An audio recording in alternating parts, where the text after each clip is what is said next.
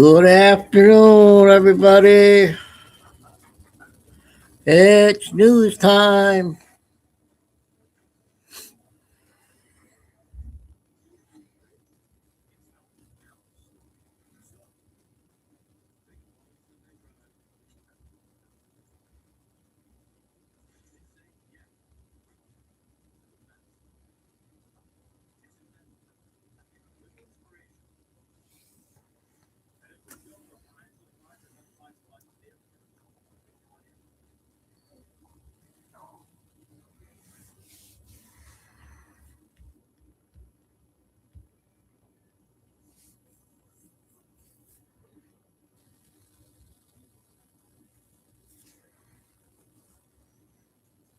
Well, I guess I just can't stop doing this fun job I do every day.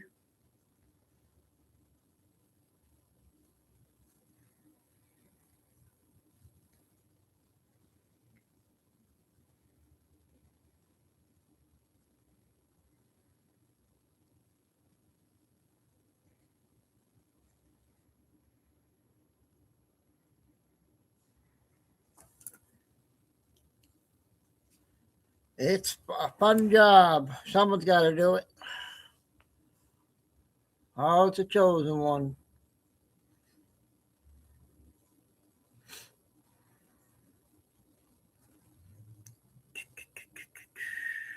Oh, Tim's in first. Yep, Tim. Oh, it's a chosen. I got everything all done. Today's Wednesday, and not much on the sports thing tonight. So there's so much. There's so much stuff. Everything's coming out now, Tim. They even got a two-part clip on Nancy's mother on TikTok. I got a two-parter clip I'm going to share on that. That's kind of strange how they did that so fast. And Billy came out 36 minutes, and Mel came out with a 31. I tried getting in her live chat last night, but I couldn't be able to do anything. She had too many people in there.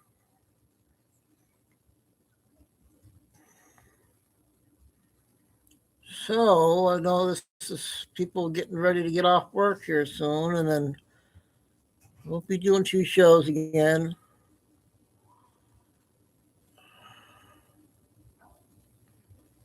It's too much fun doing this job. As long as the people come, I'll come on.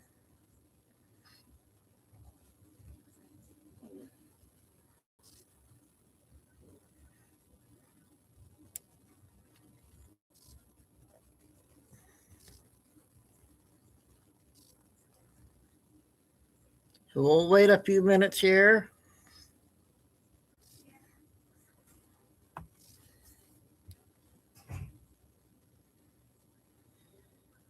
Interesting to put together their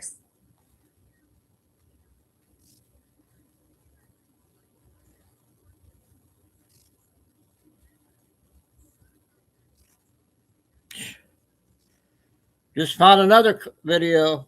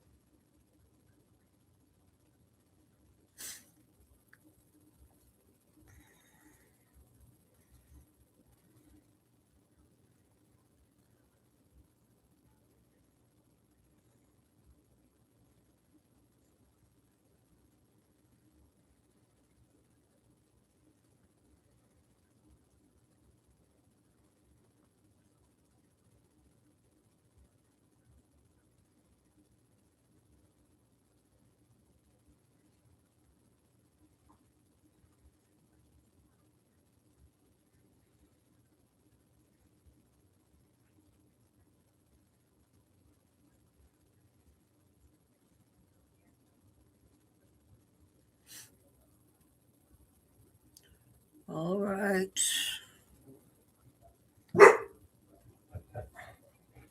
Chico, don't start.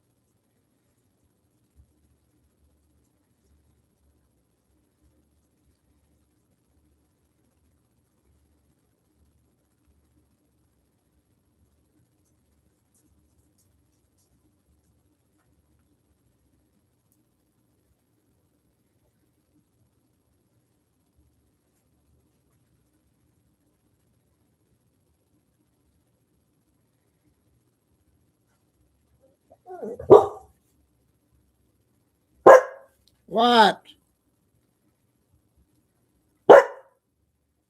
Chico.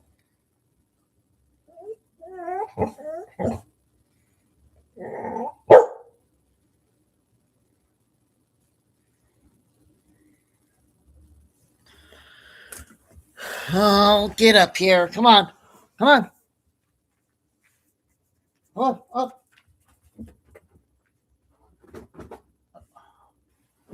Up. Up.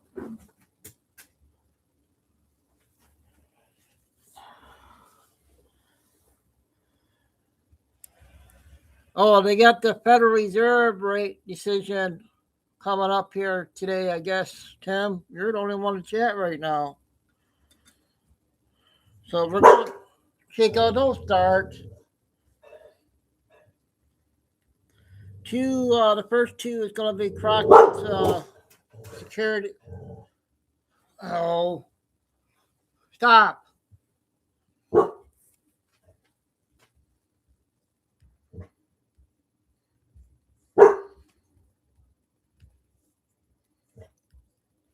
Chico, don't start.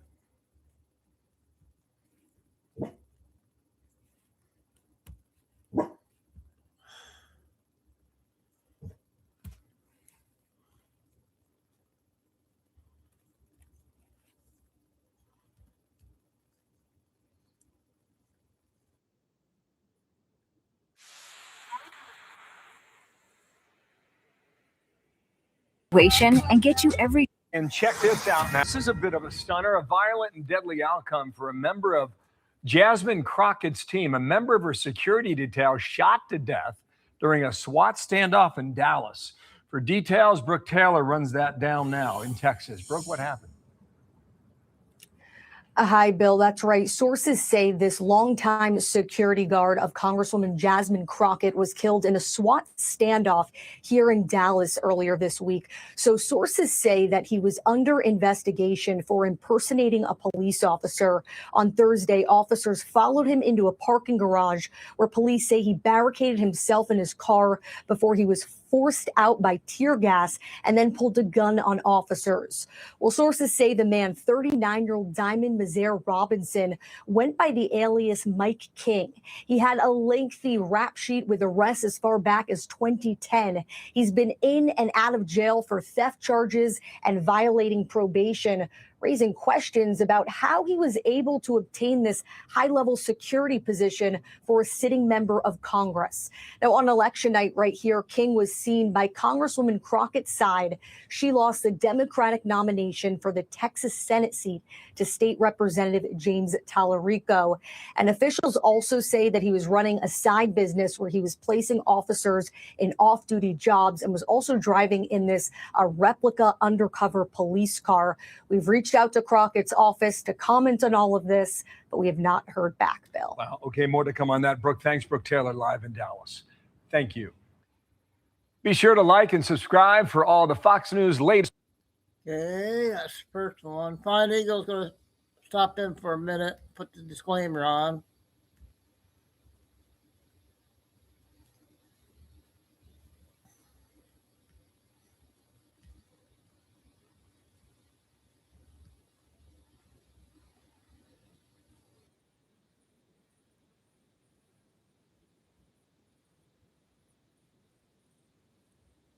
Shot was a longtime security guard for Congresswoman Jasmine Crockett. No. Police say he was wanted for posing as a federal agent and using fictitious businesses and fake credentials to hire legitimate police officers for off-duty jobs. Excuse me. Sean Rabb has a lot more, and it's pretty complicated on this story. Sean. Complicated and amazing story of fraud and duping people at many levels. This man not only got close to Congresswoman Crockett, but also Dallas police officers, possibly officers from other agencies. He did it with a fake name and a bogus security company. Damon Robinson was known by many police and others as Mike King. He secured security contracts and oftentimes hired real police to work for him. But the ruse started to unravel for Robinson in late February. One of his vehicles, a black SUV, was stolen, and Irving police put out a want to locate on that vehicle. A Dallas police officer thought he remembered that vehicle with a federal government license plate, a plate that also was stolen. That's how this investigation got started. March 11th now, plainclothes officers are following Robinson. By now they know that's his real name, right? He has a long record of theft, tampering with government documents, and has a parole violation. They don't get him stopped that day, losing sight of him at that time. But hours later, pull in behind the vehicle. He's a passenger in at a parking garage at Children's Health. Listen now to how that encounter unfolded. Stand up, put your hand up. Don't reach. Don't do it. Don't do it. Police give commands for him to get out of the car and give up. They negotiate for an hour, offering to get family on the phone to try and get him to surrender. But as he gets out of the vehicle, he lowers his right hand, then raises it with a weapon, and 3 officers open fire. Police say he was not any type of federal law enforcement. So the agencies that he reported to work for do not exist. So basically special dignitary police. And so that agency does not exist within the federal government. So that's who he portrayed to be. That's who his IDs that he had put together showed to be. But those agencies do not exist. And what we now know, Robinson arrested multiple times for theft, probation violation, tampering with government records between 2011 and 2017. He had an active warrant for theft of checks at a hotel where he worked security in the past. Again, he provided additional security for Congresswoman Jasmine Crockett for some time. Her office sending a statement late this afternoon reading, "Our team followed all protocols outlined by the House to contract additional security. We were approved to use this vendor who also provided security services for additional entities in the local community and worked closely with law enforcement agencies, including Capitol Police." Wow. As Mike King, this man reportedly used a system that many companies use to recruit police officers to work part-time jobs. That system, that company, is Roll Call. DPD partnered with Roll Call in 2024 to try and improve the department's off-duty job program. Police would not discuss that in the news conference, but that company did meet with some police association leadership today and sent us a statement, in part reading, "At no point was this individual able to access personal data of any person." But remember, it was an officer who had worked a job for him some 6 months ago or so who remembered that black SUV with federal license plates that started this investigation. That at least the shooting part, the end of it, happened in that parking garage. But this is an investigation still far from over. All right, Sean, I have 2 questions. First one's quick. I saw gas or something, smoke or something in the guy's car. Was that police? Did they try to flush him out with some tear gas? Is that what that was? Yeah, so they used some sort of chemical agent to try to get him out. They used some sort of flashbang to try and get him out of the vehicle and convince him not to try, to resist, but to give up. All right, second, the Crockett people had to run a background check on this guy, right? Again, I don't get it. The Capitol Police or the House Security approved this vendor for use as additional security. A failed for the background check, isn't it? It's got to be. So there are a lot of questions about how someone could finagle their way at the highest levels. We would think the highest levels of security, Capitol Police, folks protecting our congresspersons, and yet this man was approved to work as additional security for the congresswoman. A lot of questions. That's an interesting case there, Maria. So, Carol, Kay said, told me that you were the one that got the troll out yesterday. So good job.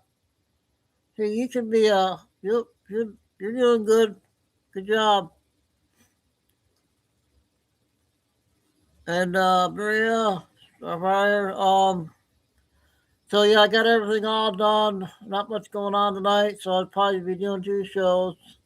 Having too much fun doing this job. So we got a Billy Bean 36 minutes and a lot of other stuff. Election fraud videos. We're going to do this one here. 3 minutes.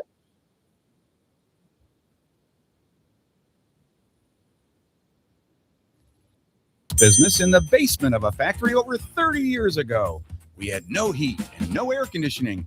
Tackling fraud is now front and for the Trump administration. The president signing an executive order this week, launching the task force to eliminate fraud led by Vice President J.D. Vance. Its goal, combat fraud, waste, and abuse in federal benefit programs. The National News Desk, Jeff Harris joins us. And California is a big target, Jeff, for the administration when it comes to potential fraud, with officials already digging in. Break down the details. So Dr. Oz, who leads the Centers for Medicare and Medicaid, is currently investigating hospice and also home health care fraud in the state of California, alleging millions are being stolen in LA County. But he's not alone here. Independent journalist Nick Shirley also launching his own probe, claiming in a brand new video to have found $170 million in fraud.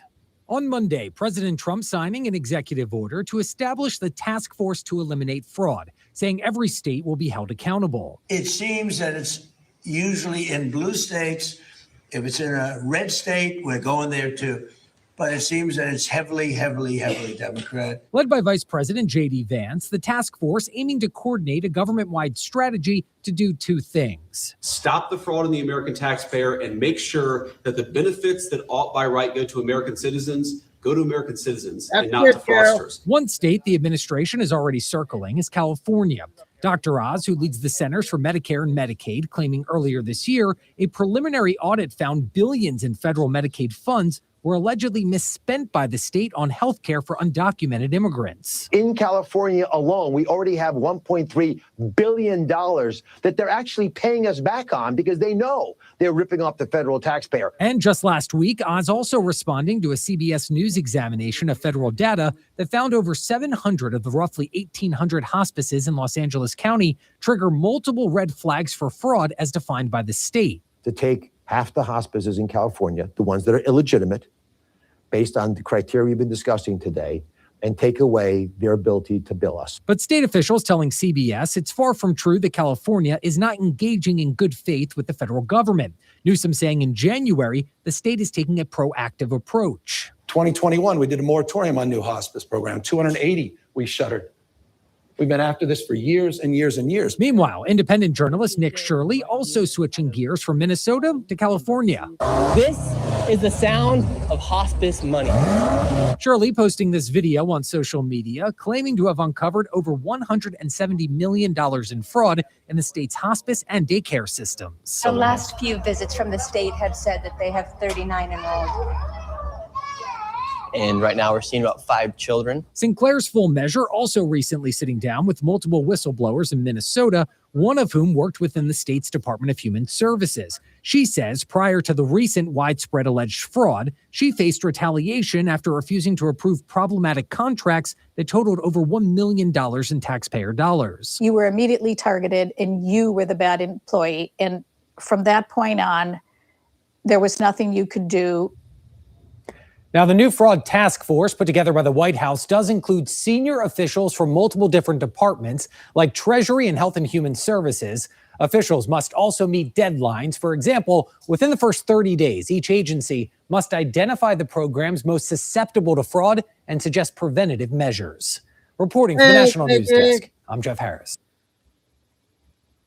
This is for the Some more fraud videos. Yep, decided to come on. Got everything done. So I'll be doing a few long shows again. Everything's coming out.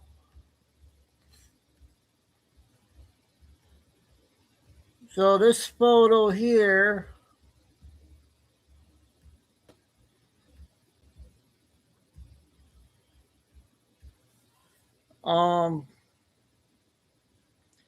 A retired U.S. Air Force launch officer claims UFOs disabled multiple nuclear missiles when they appeared around the Montana base where he was stationed a decade ago, New York Post reports.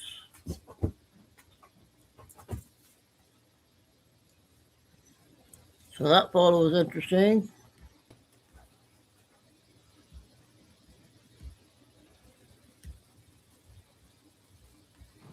Just a high energy day today. 1 minute. Now that we're in the full moon, you can kind of see them all out here. It doesn't look like much if you're not awake or attuned to these frequencies, but I can assure you that each one of these clouds you see is a different being, especially this massive one right here, floating all around. And that's why you see all these different cloud types and structures, including back over here. Wow, look at the sun. Just amazing.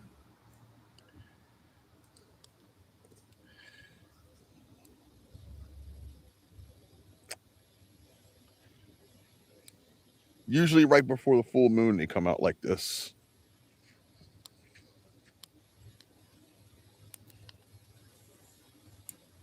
Just a high energy day today.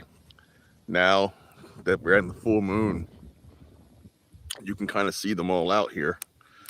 It doesn't look like much if you're not awake or attuned to these frequencies, but I can assure you that each one of these clouds you see is a different being, especially this massive one right here, floating all around. And that's why you see all these different cloud types and structures, including back over here. Wow, look at the sun. I don't know what they are. Just amazing.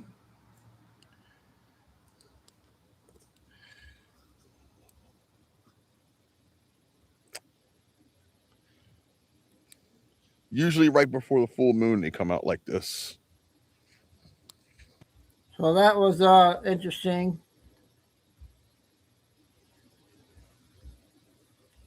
Okay, we got a 14-minute one. Redacted. At the CIA, Cliff is committed to ensuring intelligence assessments are produced and evaluated objectively. The integrity of our elections is critical, and Ratcliffe has made clear that they're going to work to reveal it. Okay, well, it's been well over a year. We have midterms coming up, and we'd like to know now. Listen to this. The barcode attached to the licenses worked. You go vote, you scan your fake ID. If they even scan it, they're not just checking it. It works in Michigan. Foreign election hackers attacking American infrastructure. And the intelligence agencies that are supposed to be protecting us and preventing this from happening apparently covered it up. We've got amazing bombshell report from Just the News. You see, John Solomon was here. He gave us a brief on this, but this little post here I thought was very problematic. He said, in as early as February 2020, the United States intelligence community determined that China had breached U.S. voter registration data. They had gained access to that data that voters used to register to vote in the 2020 election, which is very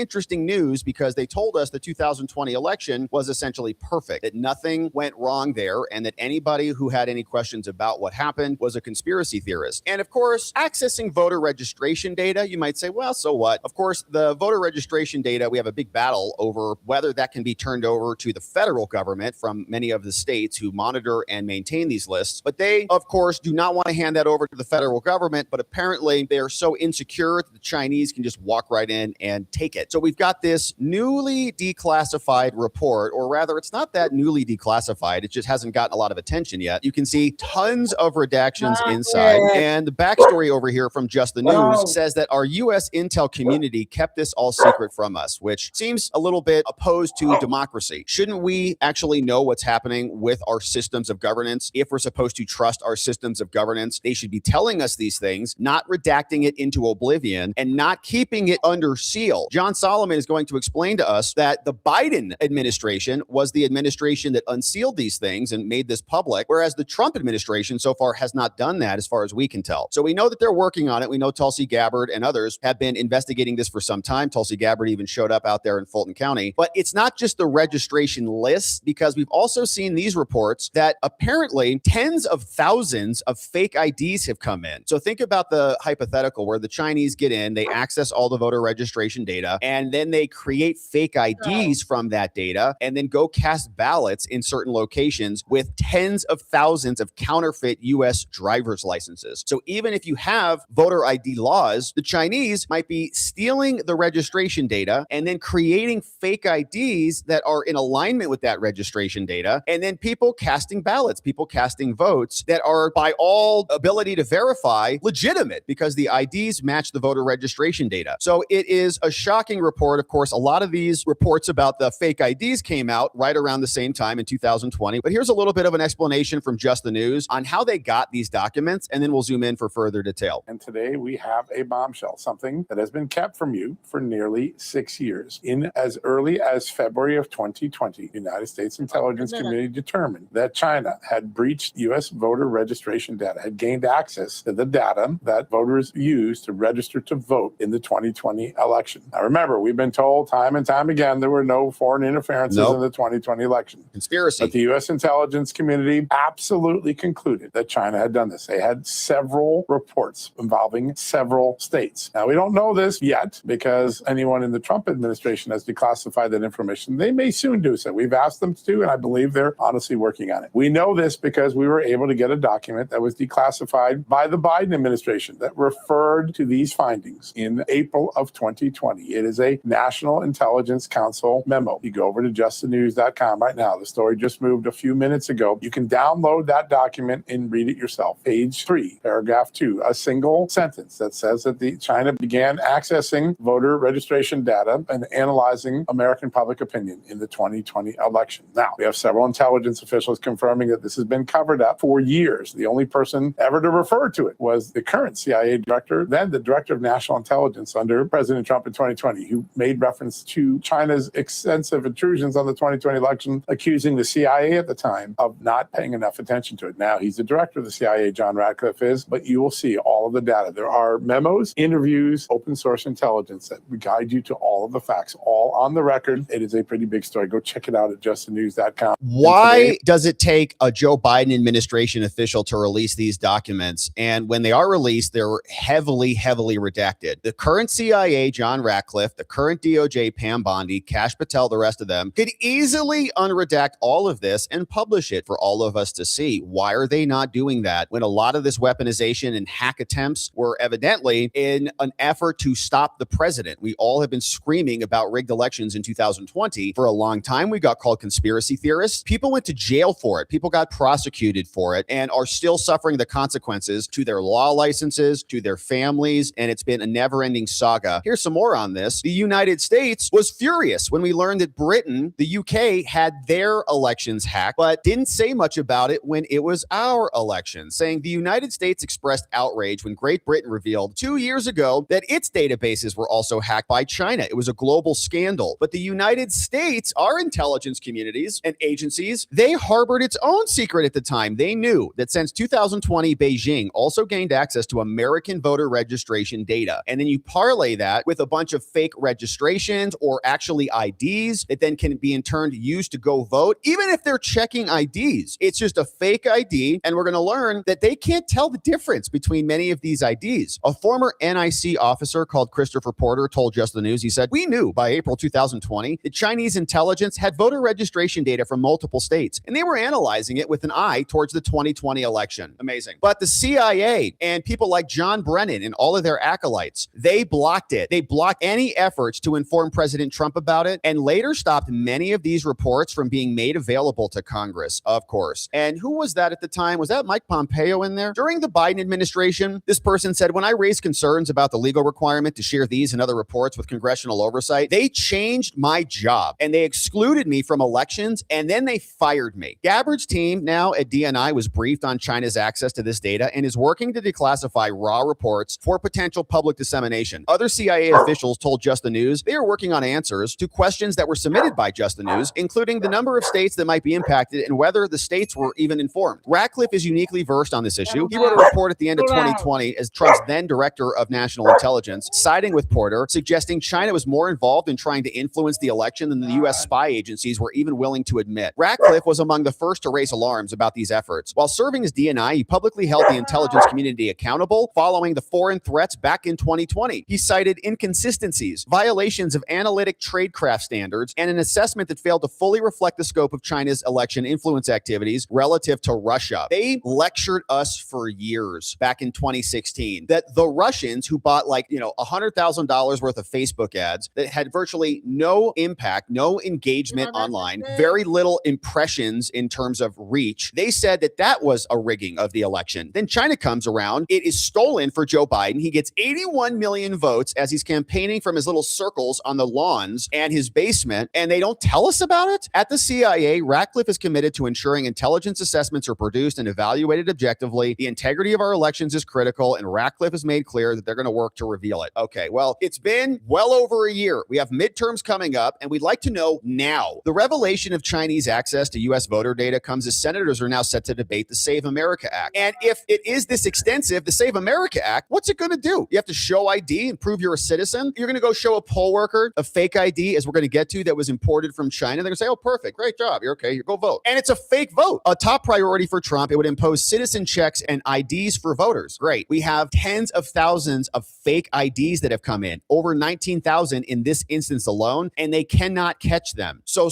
what if we are checking IDs if they have the lists and then they can populate the fake IDs with legitimate data? Several senators privately told Just the News they've never been told about any efforts by the Chinese to access voter registration data. But the main takeaway is they're gobbling up voter data. Chinese agencies and intelligence officials right here got access to election voter registration data. And when you juxtapose that with these other reports showing that there are thousands of fraudulent IDs that are being seized or had been seized by Customs and Border Protection, we can go back to the beginning. In 2020, out of Chicago, over 19,000 fraudulent IDs were seized by officers in Chicago. This one is just one that they caught. Imagine how many more they did not catch. Here you see this person right here, names redacted because you don't want to offend the fraudsters. Since the beginning of the year, all the way to June 30th, CBP officers have seized 1,513 shipments with fraudulent documents, a total of nearly 20,000 fake driver's licenses. And where did they come from? China and Hong Kong. Some of them are arriving in Great Britain and South Korea. The vast majority of these licenses were for various people in different states, with the vast majority destined for neighboring states. Most were college students, and other licensees would share the same picture but have different biographical data. Another concern was the barcode. Listen to this. The barcode attached to the licenses worked. You go vote, you scan your fake ID. If they even scan it, they're not just checking it. It works in Michigan. Michigan is a key state. These fraudulent identity documents can lead to ID theft, worksite enforcement, critical infrastructure protection problems, more fraud, human smuggling, and stolen elections. The acting area port director said these can lead to disastrous consequences. Criminal organizations use these counterfeit IDs to avoid attracting attention to their criminal activities. They coordinate their findings with Homeland Security and more, and they are routinely conducting inspection operations on arriving and departing international flights and intercepting these illicit goods. We have 328 international ports of entry. You don't need to get them all through. In fact, if you get 10% of them through and you're sending in millions, that's all you need. Many of these states were swung by 10 or 11,000, 12,000 votes. So that was back in 2020. So we've got an intelligence report that goes to our intelligence communities that say, okay, the Chinese have accessed voter registration data. Simultaneous to that, we have actual IDs that come in and the barcodes work. How do they make fake IDs where the barcodes work? Probably because they hack the MVD data and all of the associated registration information. They extract that, print IDs that are kind of real, and then those are deployed at scale all across the country. And that's not just the only one. In Louisville, back in 2019, before the 2020 election, in Kentucky, they did the same thing. Here, 5,000 more. Officers in the Express Consignment Operations Hub seized 6 shipments containing 3,000 counterfeit driver's licenses and another 3,100 blank card stocks to make them here. Okay, they just ship the components here and then assemble them in our own country. All of these shipments originated from China and were being shipped to various people in the New York area. The driver's licenses were for various states. They included Florida, Michigan, Illinois, Missouri, New Jersey, Ohio, and other coastal states. They notified Memphis. They had other shipments and another 527 counterfeit IDs seized. One of the shipments seized was identified as being consigned to a convicted child RR in New York. It's suspected that this consignee entices minors with alcohol and then engages in illicit activities. So they've identified similarities between a lot of these different shipments. HSI is continuing to investigate. A lot of this is for, it can be a whole range of things, like it's just teenagers trying to get into bars, okay, or something that is more nefarious. Immigration-related crimes, human smuggling, human trafficking, and more. So they are routinely inspecting stuff that's coming in, but we got 328 international ports of entry, and we're being flooded with this stuff constantly. Another one more recent from 2022, the numbers are getting smaller. Said here, another counterfeit package came in. Doing a routine exam of packages, officers inspected a package that was manifested as trousers. Inside, officers found a total of 1,000 U.S. driver's license identification cards, 5 from Australia, 2 Canadian, 2 UK. These are fake documents that have the appearance of being real. It's like, okay, kids want to go to a bar. Okay, like it's hard to get alcohol these days. Unfortunately, these students put themselves at great risk when they purchase fake documents. I'm pretty sure it's a bigger problem than there's just college students who want to go get hammered. The shipment contained driver's licenses from all over the U.S. All of them were concealed in the shipment. They were arriving from Hong Kong, aka China. All lacked security features, and these were poor quality. Now, additionally, the shipment was being sent to an individual residence, which is not typical. Only 2 companies have authorization to print these, and these were not those. So they'll often see dark web transactions and people getting into bars, but also identity theft, worksite enforcement, critical infrastructure protection, and more. Much of it all the same. But the problem is we can't even actually validate them in truth.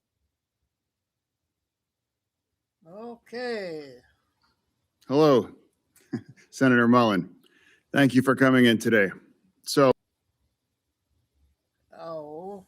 it's another video. More fraud stuff, Michigan.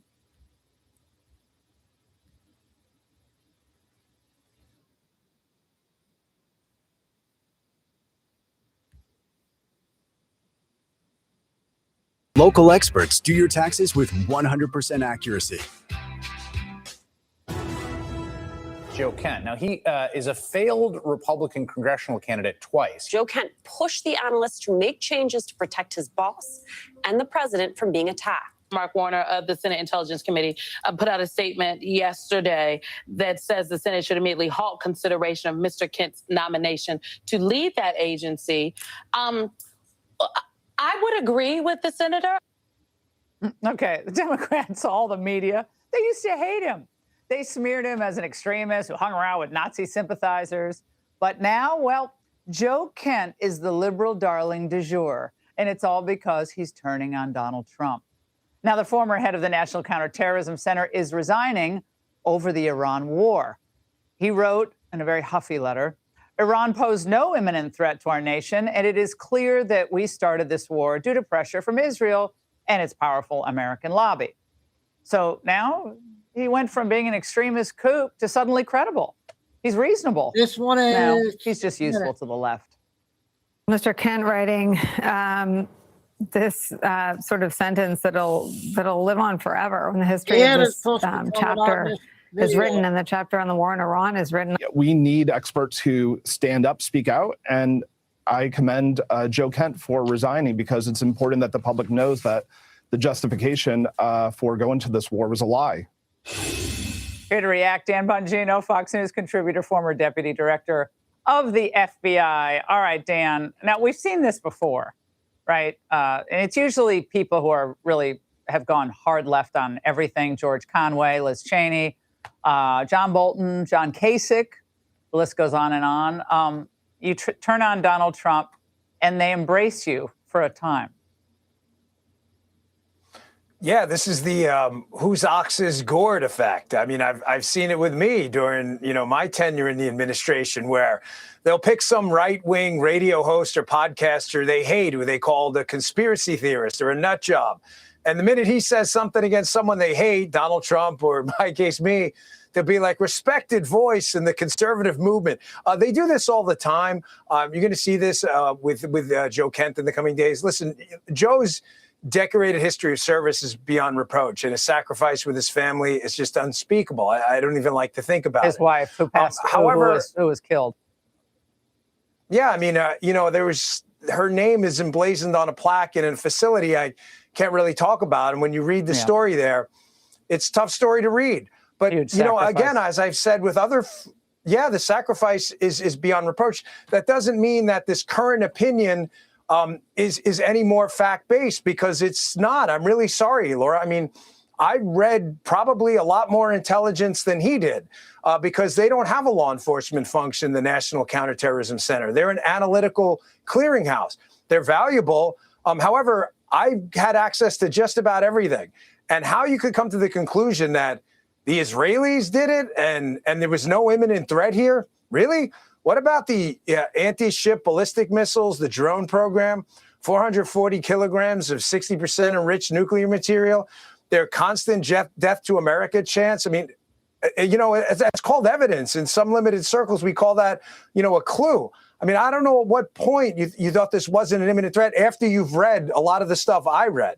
And by the way, that's just the open source stuff we can talk about on the air. I promise you, the president, has a bevy of material that if he could do the Men in Black thing and erase your mind tomorrow, if he told you right now, you would come to the imminent threat conclusion in a snap. Well, a senior U.S. official told Fox on Background that Joe Kent was cut out of presidential intel briefings months ago due to allegations that he was suspected of leaking and that he hasn't been part of any Iran discussions or briefings. But, I mean, he's beloved. I don't know him well. I think he's been on the show a few times, but he's beloved. He served his country, proudly. He said he's very proud of serving in this administration, but he disagrees deeply. And I think respectfully, on this one issue. But he also said back in 2024, Dan, that Iran is poised to attack. Biden and the D.C. war machine has given them plenty of options to harm us by leaving our troops deployed in small bases in Iraq, Syria, and Jordan. Back in 2020, he said Trump's restraint shows that he wants to deal with Iran, and his red line is American loss of life and Iranian nuke development. And by all accounts, their nuke development had not been abating. In fact, it was speeding up. I mean, Laura, again, like what more, if you were making a court case here for a threat that was imminent, right? We had Erbil, Beirut, the Khobar Towers, EFPs, explosively formed penetrators in the Iraqi battlefield. We've had drone attacks. We've had threats of drone attacks. We've had decades of hostage taking in the Strait. We've had decades of actual hostage taking in our own embassy. Cafe Milano. You've had lethal plotting. Asif Merchant, the federal case, and the Pakistani at the IRGC's beholding in the assassination case. What more evidence could you possibly need that this was an actual threat that was imminent? And they still want a nuclear weapon while chanting death to America so much. It's just become, you say it on TV, it almost sounds like you're telling a story. No. Well, Trump's doing what others didn't want to do. And it's a risk to him politically, and he did it anyway. Dan, thank you very much. Hey, Sean Hannity here. Hey. Okay, another clip on Dan there. Next one is 3 minutes. Minnesota.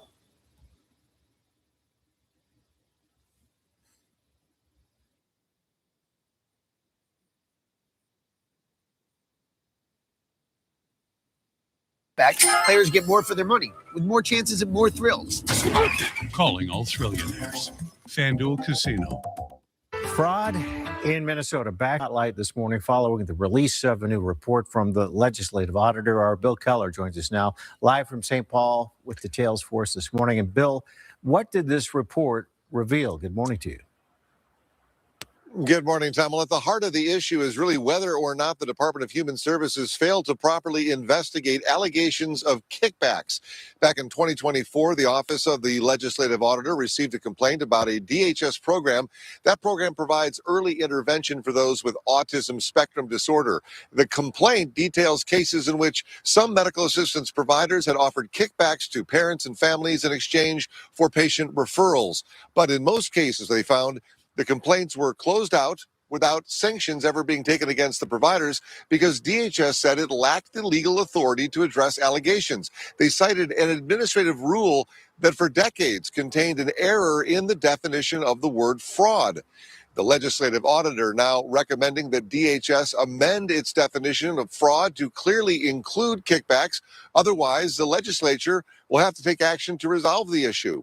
Now, in response to this morning's report, DHS released a letter which read in part, quote, while the department believes it currently has legal authority to suspend payments to medical providers while investigating credible allegations of kickbacks, we agree with the recommendation that fraud should be defined to more clearly include kickbacks. Meanwhile, within just the last hour, Senate Democrats announcing their plan to prevent fraud by protecting Minnesotans and prosecuting criminals. This morning, DFL leaders said that the authors of the package, it's a package of bills that is designed to strengthen oversight, improve transparency, modernize government systems, and hold fraudsters accountable. Legislation I'm proud to carry this year would protect the integrity of delivering high-quality care from end to end, first before a provider ever enrolls a recipient, then again in lifetime as care is being delivered, and finally afterward with compliance, stronger compliance. Rather than catching and punishing crime long after the fact, sometimes years later, we can put safeguards in place that prevent theft before a single dollar is spent and stop it before it gets out of control. Our fraud package strengthens consumer protections while also making sure that people understand their rights when interacting with service providers, as well as have a pathway to report fraud. About a minute. One of those proposals is my bill to ban cryptocurrency kiosks, which are overwhelmingly used for scams targeting seniors and vulnerable people, as well as everyday Minnesotans. They rely on emotional manipulation, usually involving loved ones who are falsely experiencing trouble. We've seen tens of thousands of dollars fraudulently taken and sent overseas through virtual currencies, which are transacted at these kiosk machines. Now, that's what's happening at a state level. On Monday, President Trump signed a new executive order launching a federal task force to investigate large-scale fraud. During yesterday's signing ceremony at the Oval Office, the president blamed Governor Walz, Attorney General Keith Ellison, and Representative Ilhan Omar, Tom, saying that they were complicit in what federal prosecutors estimate could be up to billions in Medicaid fraud. Back to you. Right. All right. Okay, more fraud in Minnesota. Next one is 9 minutes.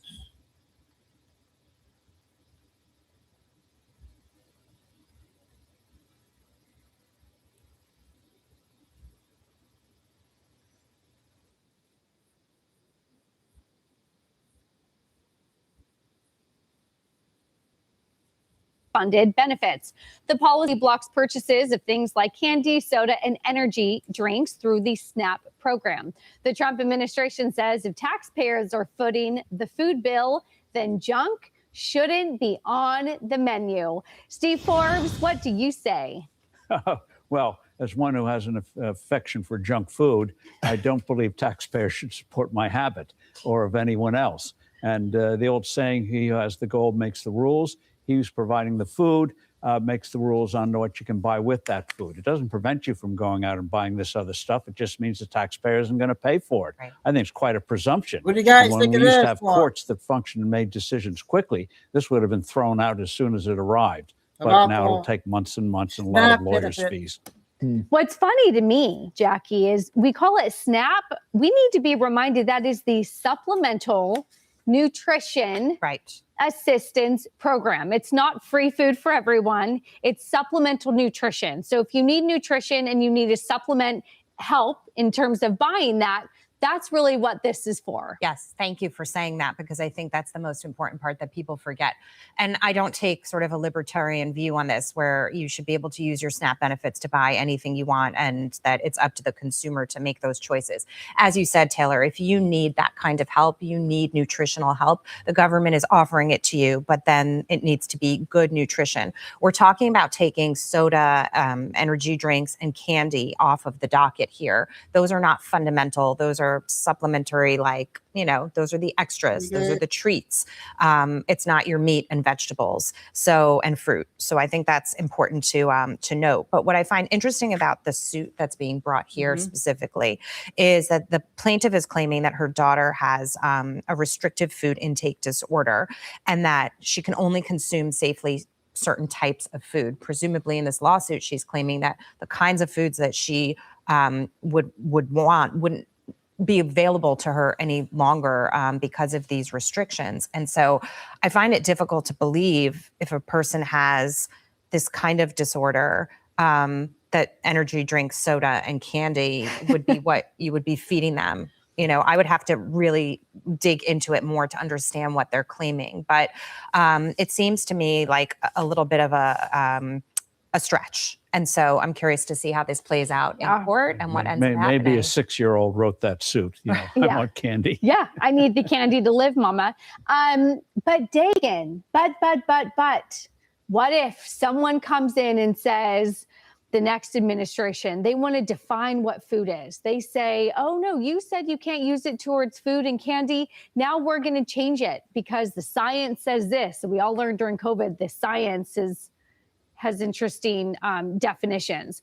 How do you prevent more government overreach by telling you what you can or cannot do with taxpayer funded money versus the government, I guess, staying out of the way, the libertarian view that Jackie said she didn't want to take?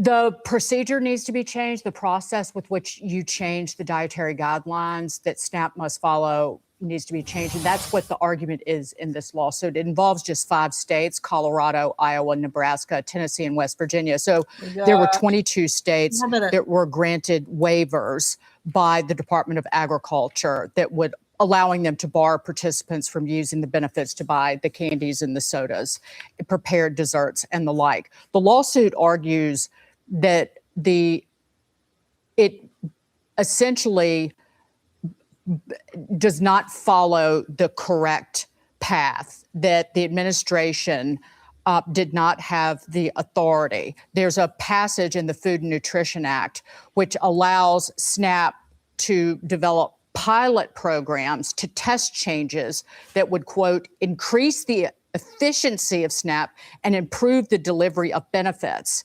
Disallowing foods does neither. That's according to the lawsuit. And there's also an Administrative Procedure Act violation that it cites, which has been used in prior lawsuits. But this goes back to the language that governs the program. If you don't like it, then it's up to the people in Washington to change that. But I will note that in previous decades, the Department of Agriculture considered and rejected efforts for waivers. I believe even during President Trump's first term, because they didn't want to get big food big mad. Brian, Yes. Should we have exceptions for individual, household, nutritional, medical needs?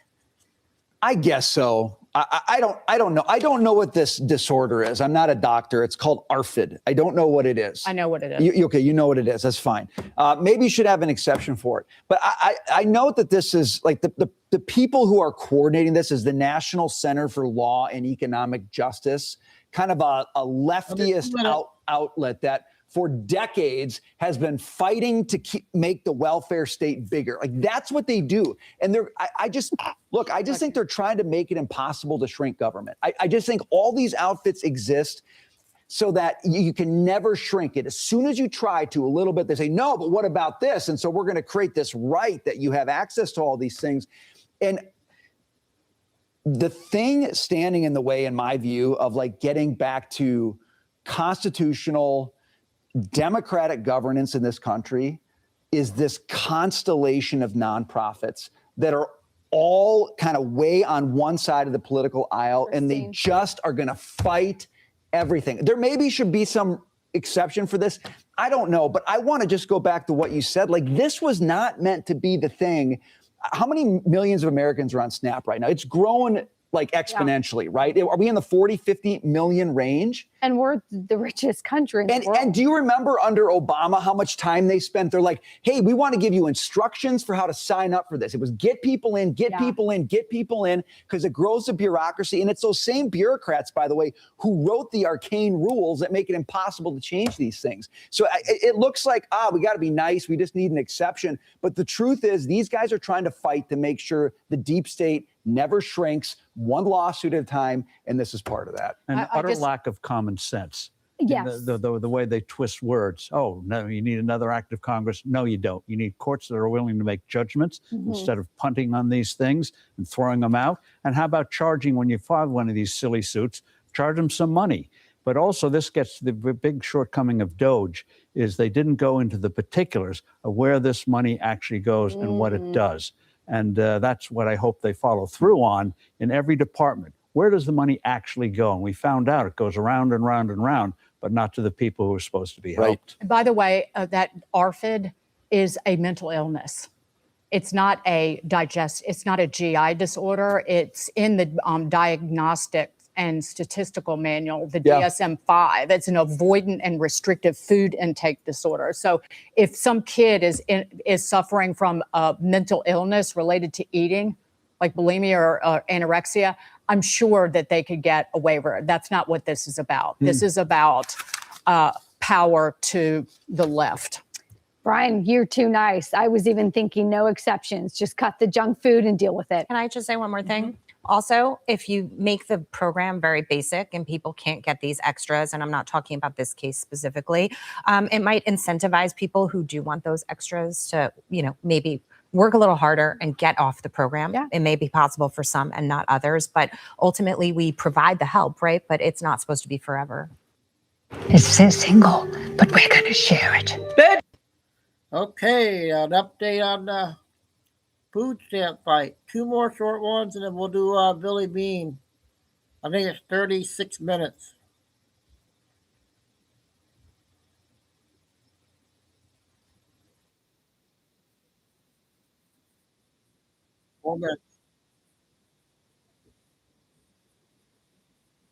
Community are making against the tax preparer. And they reached out to Channel 2 investigative reporter Ashley Lincoln and told her they now owe thousands of dollars to state and federal agencies because of it.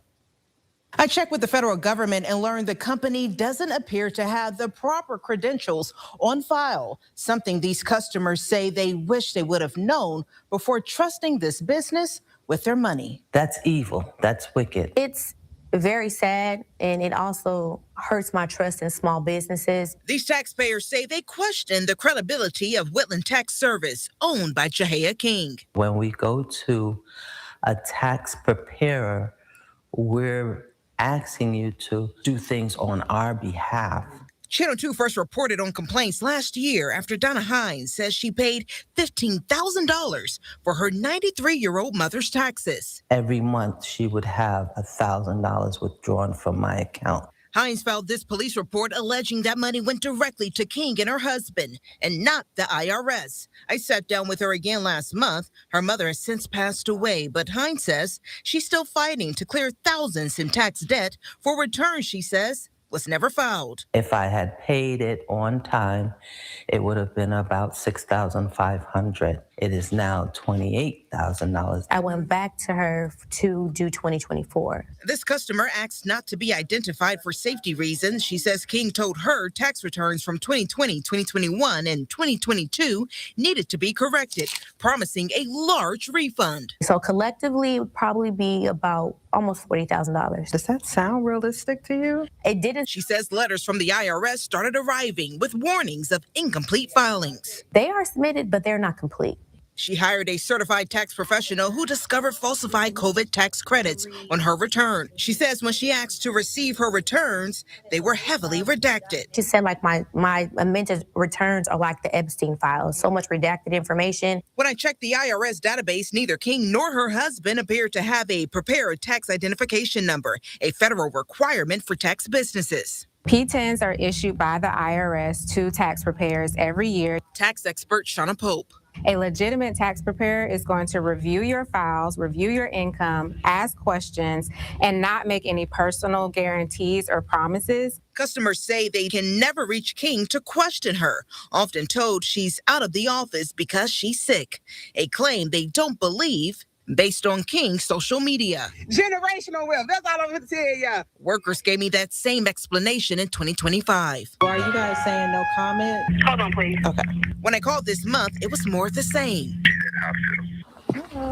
So we went to her home. King started speaking to me through her home surveillance system as other family members arrived. Just stay right there now. We will. I thought she was in the hospital. I'll tell you what you need to do.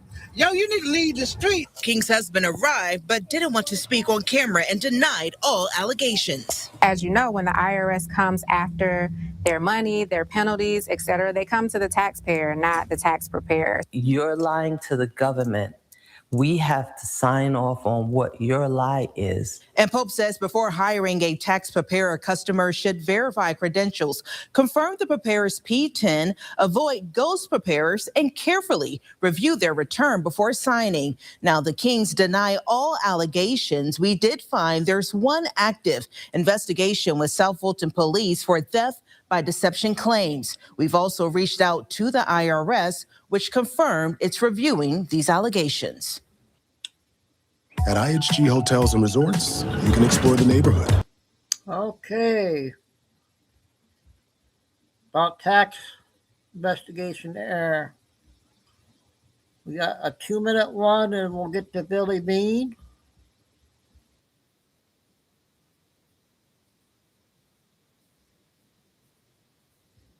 That he was put in a medically induced coma before flying to Germany.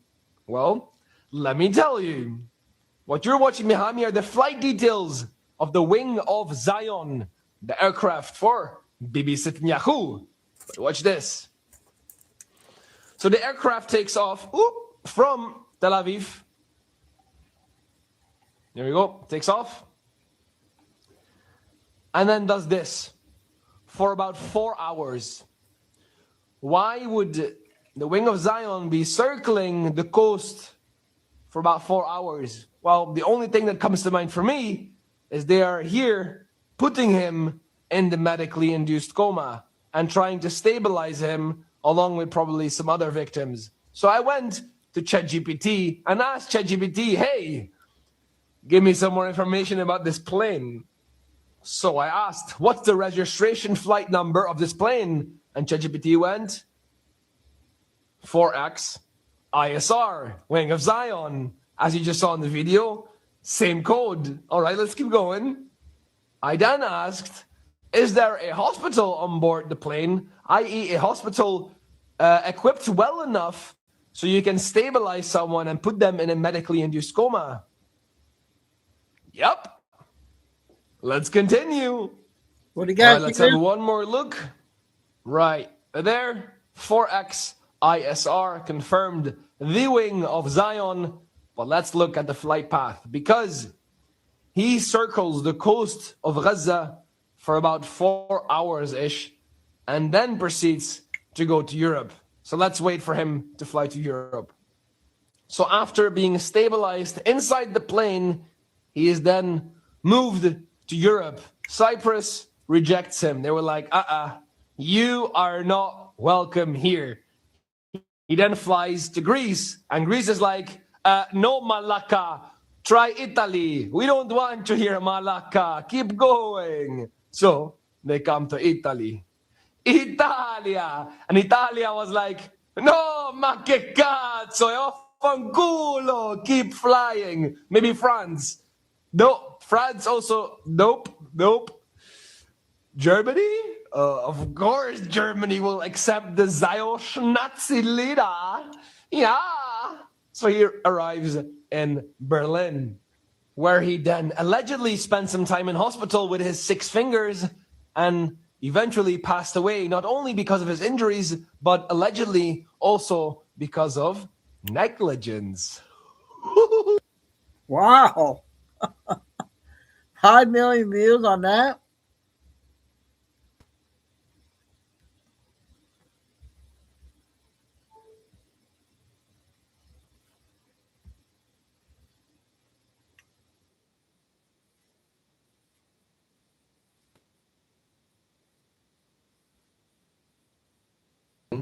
that you run. Welcome to True by Billy Bean. Today's date, March 18, 2026. Time in Texas, about 11 a.m. Some of the things we'll cover: President Trump, an epic fury. And where is Benjamin Netanyahu? And in the past 24 hours, we've had 2 U.S. military bases on lockdown. And how about a coming coup in China? So let's get started. We're going to begin with space weather.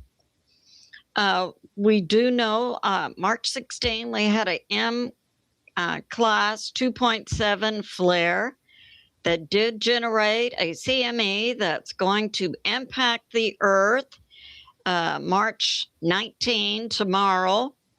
Now, NASA NOAA had put out that it would generate a G1, G2 class geomagnetic storm. Stephen Burns puts out that could be elevated with the CME impacting with the equinox.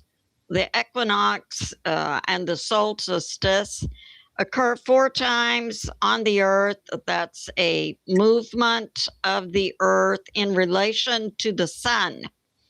So late in March, we'll have an equinox, which means a tilting of the Earth on its axis in relation to the sun.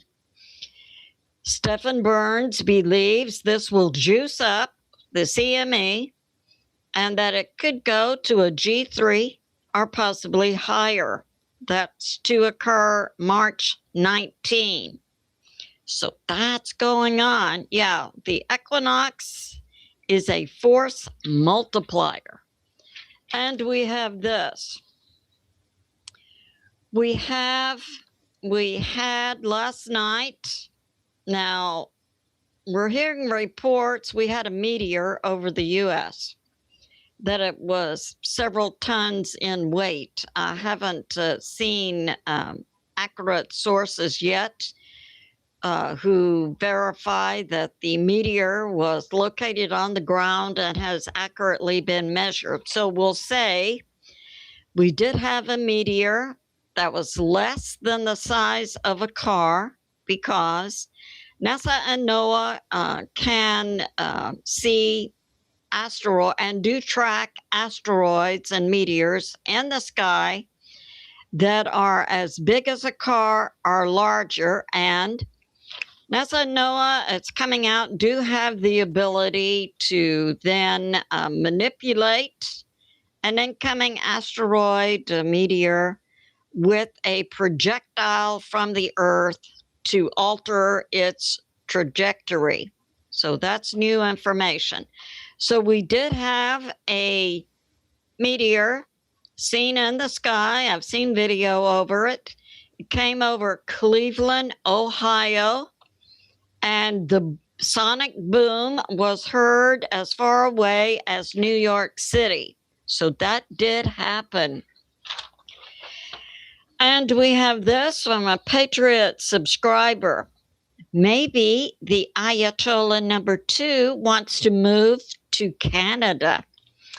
Yeah, that could be a possibility. And we have a Patriot subscriber who says NATO has now become NINO, N-I-N-O, NATO in name only. Way to go, Patriot subscriber. And we have this. Okay, we've had 2 lockdowns in 2 different U.S. bases in the past 24 hours. Late yesterday, about 5:30 p.m., we had a shooting on Holloman Air Force Base, located in Alamogordo, New Mexico. And the reports from multiple credible sources is that 1 is dead and 1 was wounded. Other than that, we have no more details coming out. So this Air Force base in New Mexico late yesterday afternoon was placed on lockdown for a few hours. and now it's back to regular business. However, we're not hearing details. Who was the shooter? Who was shot dead? Who was wounded? We don't have those details yet. Roku's self-serve ads platform. It's easier than ever with Ads Manager. Sign up today. She's still out. We are obviously in a time of war. And we have this from a joint base, McGuire, located in New Jersey. We do not, this base went on lockdown last night, and we do not know what is the status today. But it's reported from a U.S. intel source that McGuire went on a Charlie level status late yesterday, which according to the U.S. military FP-CON, this is a system that takes the place of DEFCON. It's called FP-CON, Force Protection Condition. And I'll tell you what this, what Charlie status is. But this was following the location of 4 suspicious packages on McGuire. Immediately, the base went on Charlie status, and all essential personnel, non-essential personnel were immediately evac'd off of the base. And we have this. So we have certain levels of this FP-CON system, and a Charlie level status means that a terrorist incident or intel indicates a terrorist attack is imminent. So that's a Charlie level basis. We have not heard today what is the current status of that base, McGuire, located in New Jersey.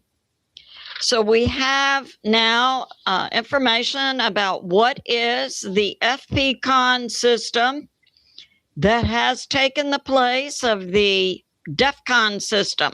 So we have normal, then we have alpha, indicating a heightened level of security. Alpha indicated an unpredicted terrorist threat. We have Bravo, indicating a predicted terrorist threat and heightened security at base gates. We have Charlie status. An incident or intel indicates a terrorist attack is imminent. And then we have Delta status. Terrorism is immediate or occurring.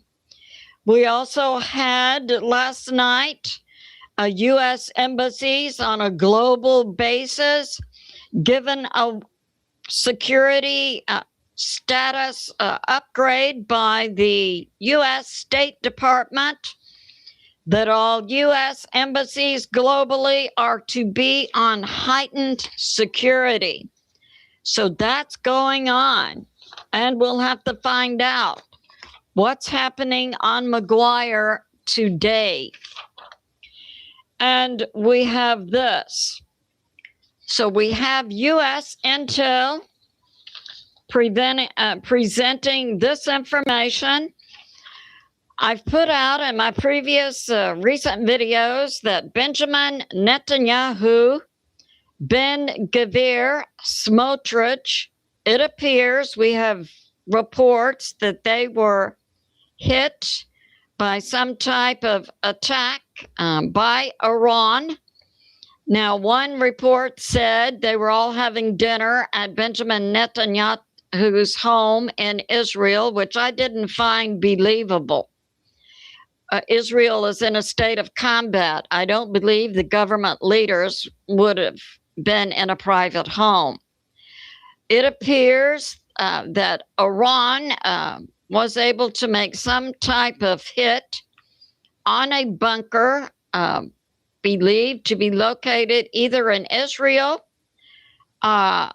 Well, now it appears highly likely a bunker in Israel was hit by Iran that then injured or killed Benjamin Netanyahu, Ben-Gvir, and Smotrich, and others. So we have U.S. intel presenting this, that Benjamin Netanyahu. Looking for tax help? Now there are TurboTax experts right in your neighborhood. They get to know you.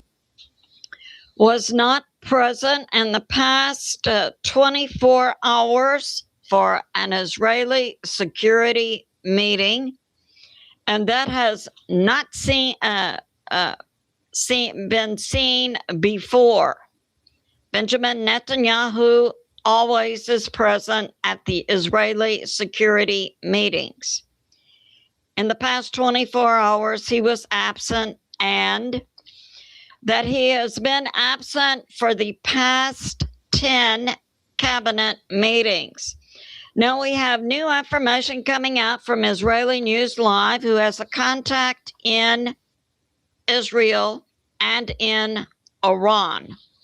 It does appear that a few days ago, Iran made a hit on Israel and did hit Benjamin Netanyahu and other cabinet members in a bunker in Israel, and that it does appear Ben-Gvir and others were killed. It appears now that Benjamin Netanyahu was also hit and that he is in critical condition and is in a coma.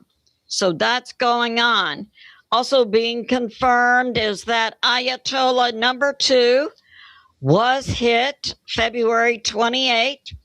His leg has been amputated. He has severe facial injuries. He was evac to Moscow, where he had emergency surgery and where he continues to reside. We do not know now if he also is in a coma or is simply in critical condition. But we can also confirm that yesterday, President Prigozhin of Iran also went to Russia, and it's believed he will not return. So we see leaders in Israel and leaders in Iran are continue to be taken down. We do know, and I pray that President Trump remains steady to finish the job that needs to be done in Iran to neutralize all the mullahs, clerics, who we understand now are all addicted to opium. So we have psychopaths juiced up with opium, and also the IRGC. This group, maybe as many as 100,000, have to be neutralized. They are psychopaths. They will not stop hitting Israel. And now they're also hitting their Gulf states neighbors with missiles because they are delusional. This group has to be neutralized in order to bring about peace for both Israel, Iran, and the Middle East in total. So President Trump remain seated in the saddle and remain steady and continue through, which must be done to not only ensure peace in the Middle East, but for the world. Now, Israeli News Live also puts forth the same as I've been doing for years. I personally believe that Iran does have nukes and that they have had nukes for decades. Israeli News Live, also, who is former CIA, also states that is his position also. So that's going on, which means this current form of government in Iran must be neutralized in order for the Middle East and global peace to occur.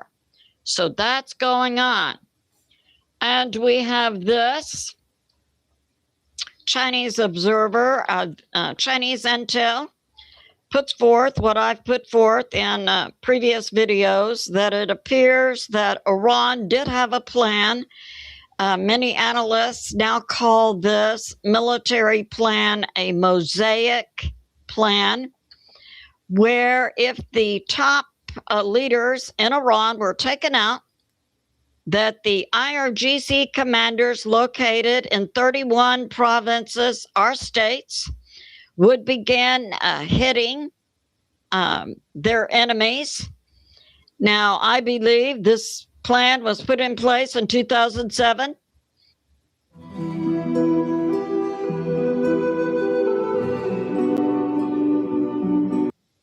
And that these pre-selected targets for the Iran also includes their Gulf states neighbors, with the agenda put forth by the Ayatollah for Iran to destroy Israel, Middle East countries, so that Iran could rule the Middle East, bring about World War III to bring back their Messiah figure, Mahdi. So we see Iran's military operating in the throes of a religious theocracy and an apocalyptic religious position. These individuals have to be neutralized.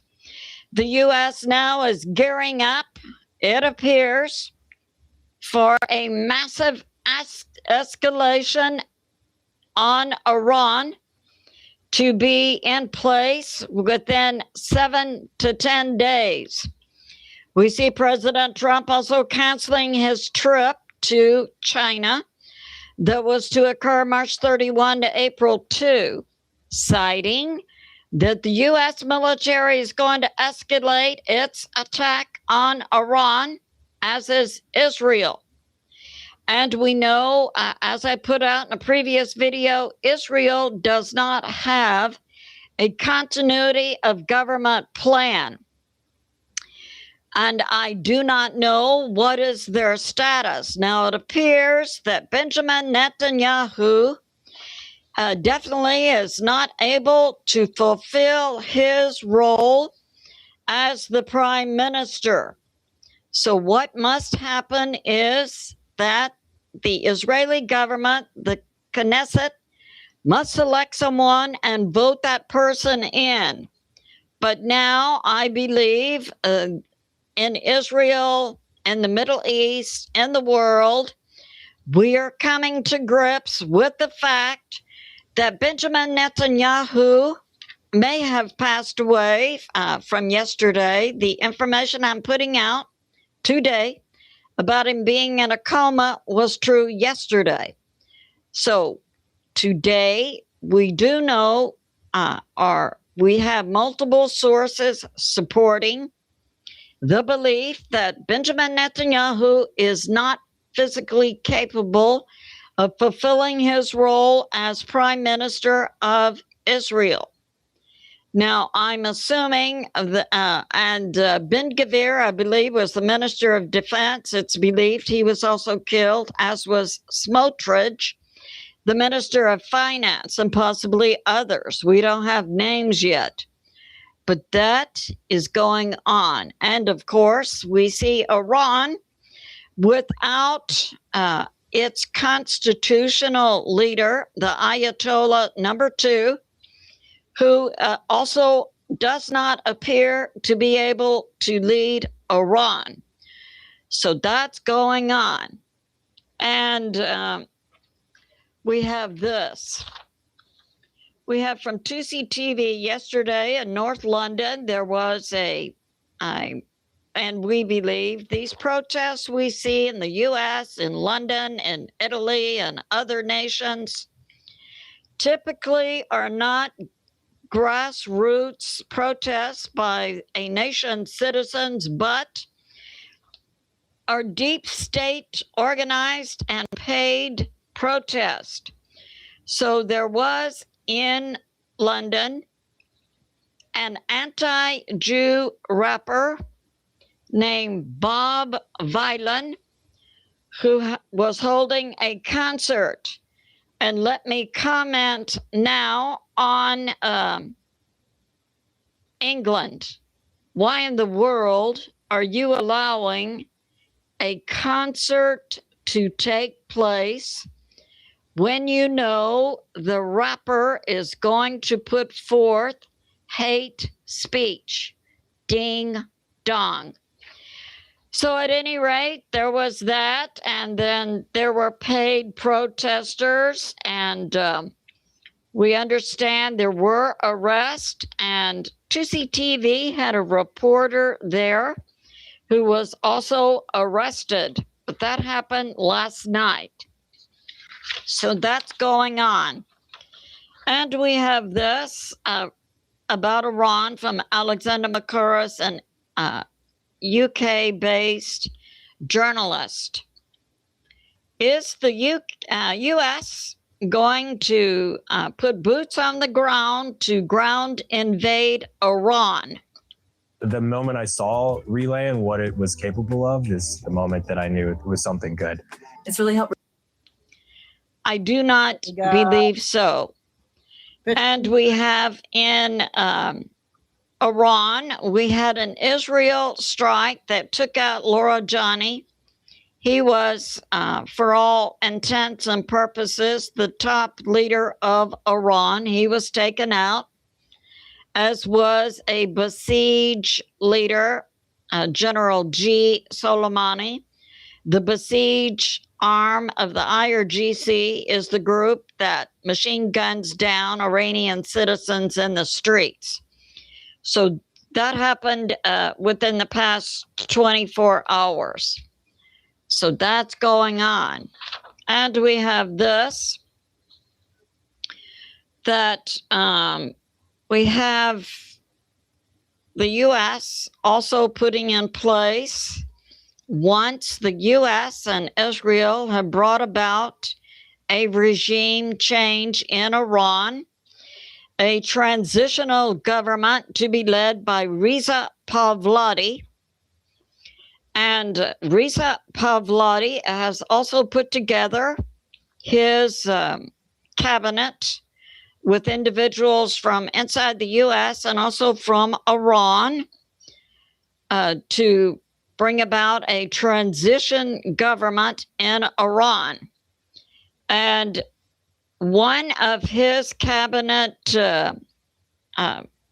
one of Reza Pahlavi's cabinet members to head up security has put forth this number, the number of Iranian citizens slaughtered in the streets of Iran by the IRGC Basij group is up to 43,000. So that's going on. And we have this. As I said, they're psychopaths. They have to be neutralized. And we have from Israeli News Live another report. Yes, Larijani and General G. Soleimani have been taken out. And that also, it's believed Ayatollah number 2 is in Moscow in critical condition from his hit February 28. And there was a heavy hit by Iran on a bunker in Tel Aviv within the past 7 to 10 days. And it's believed that's when Benjamin Netanyahu, Ben-Gvir, and Smotrich were hit, plus others. Now we're hearing this inside Iran. So we have the IRGC, Iran's military group. They have a division called Quds. They have a general named Karni, who has been arrested inside Iran for passing intel to the U.S. and Israel regarding the February 28 meeting. And other sources say this Quds General Karni has been arrested and executed inside Iran. And we have this.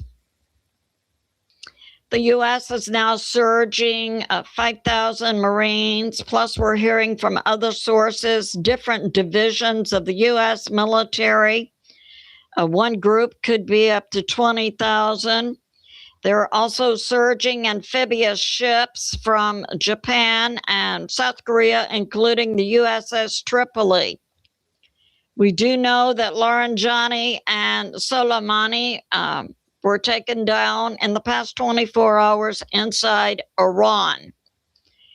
And we have this, that the U.S. and Israel will continue their hits on Iran and Lebanon.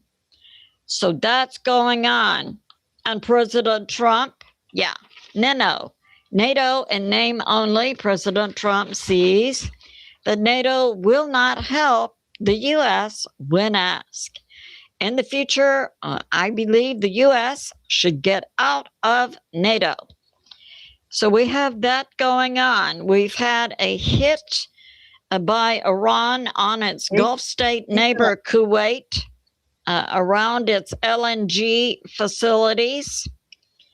But we understand there was no damage.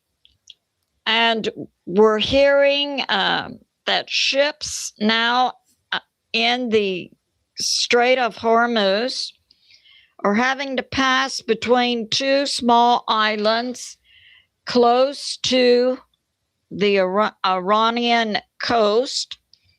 So Iran can get a visual check on the ship or tanker to okay it, then passing out of the Strait of Hormuz, because we understand Iran is afraid to get in the Strait of Hormuz in a boat or ship because they expect to be taken down by the U.S.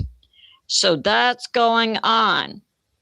And many speculate whether the U.S. Marines and other U.S. military forces will take Karg Island, which is about 300 miles down the Persian Gulf from the Strait of Hormuz, or whether the U.S. military will simply take control of all of the islands off of the coast of Iran, so the U.S. controls the Strait of Hormuz. We do know in the past 24 hours, the U.S. military has been intent and hot on taking out locations along this coastline of Iran. It would appear that the U.S. military may be gearing up for such a scenario as the U.S. taking control of the Strait of Hormuz. That would be a good action.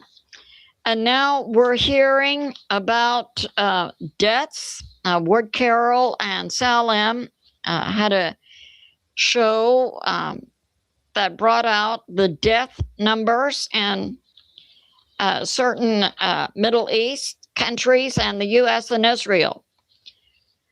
The U.S. military has suffered 13 deaths, Israel 15, Iran 1,500. In Lebanon, which Israel is hitting, Lebanon is a nation adjacent on the border of Israel, Lebanon. In it, the Iranian proxy Hezbollah has been bombing Israel. Israel bombs it back. In Lebanon, 850 deaths. In Jordan, where we have a U.S. military base, 28. Iraq, another U.S. military base, 29. Kuwait, 6. Oman, 3. UAE, 7. Saudi Arabia, 2. Qatar, 16. Bahrain, 2. So we see deaths occurring in for the U.S. military, Israel, and our Middle East Gulf states. And we have this, Axios, according to Fox News, reports Iran's foreign minister has reached out to President Trump's envoy, Steve Witkoff, for a ceasefire. But the U.S. is no longer negotiating with Iran. And quite frankly, there is no leader to negotiate with in Iran. But the U.S.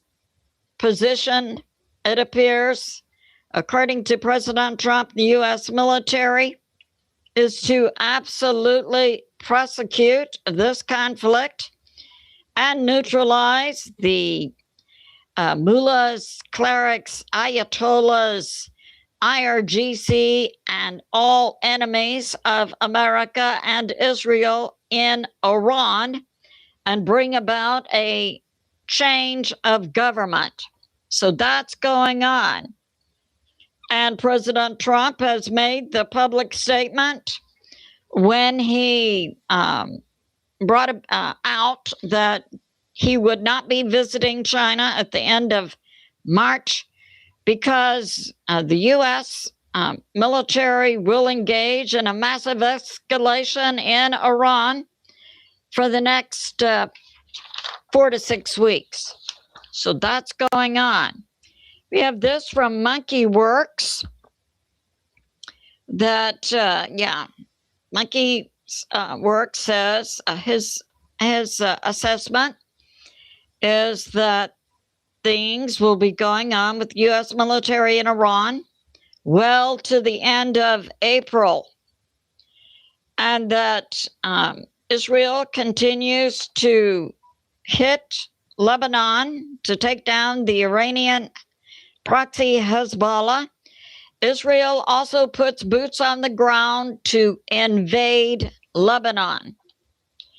And the U.S. is moving troops from the Pacific.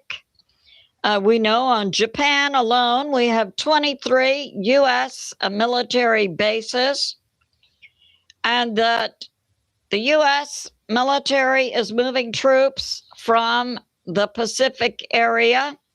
And we have verification that one troop ship from the Pacific area did stop in Singapore within the past 24 hours for resupply.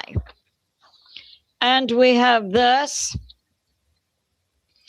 also from Monkey Works. The U.S. military appears to be in the process of a massive bringing together of forces, and the consolidation point appears to be in Charleston.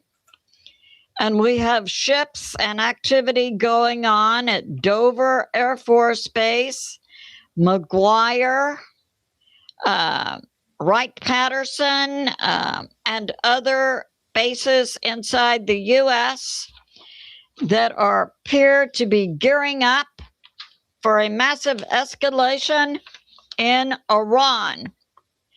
And we have this. The U.S. is surging flights. They've surged in the past 48 hours, 750 flights to Ramstein in Germany. That happened in the last 4 to 7 days. We're also surging U.S. military troops. Many they're being surged, it appears now, to Europe, which we would expect then to be dispersed to the Middle East battle stations. We have also reports of 542 refuel flights in the last 3 days. That means the U.S. military is surging many fighter jets. And we have this. We also have a hospital ship, the Mercy. It's believed also going to the Middle East. We have this. What's going on in Russia? So we have Lavrov, the head of the Russian security group, a spokesperson, saying now that Russia wants regime change in Ukraine. They want Zelensky and the current Ukraine parliament out. They want a clean sweep of that existing government. Russia is now making this objective public. And we also have this statement coming out from General Gerasimov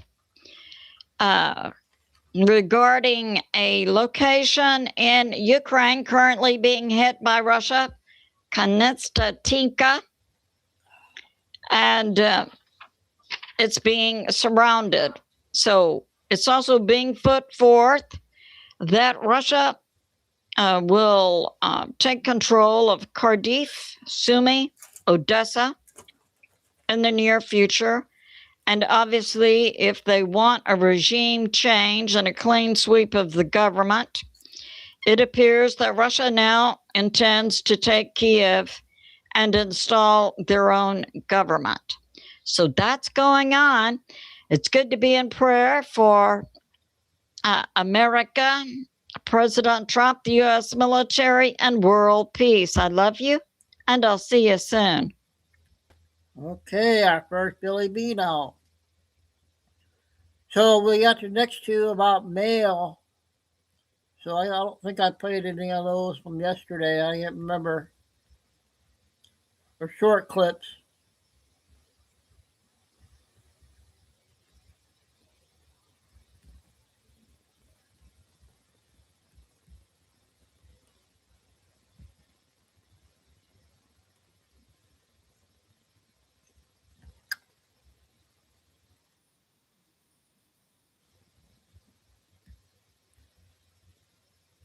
I figured you were to say. I got one of her videos, but I haven't found her yet. Bank fraud. This is Terrence Holloway, an Ohio postal carrier who has just made the biggest mistake of his life. And in less than 10 seconds, he'll be handcuffed in the back of a police car thinking about that mistake. Wait, I've been here 26 years. We found the phone, Mr. Holloway. You don't understand. I have a family. Turn around. Hands behind your back now. I never heard any. I just took pictures.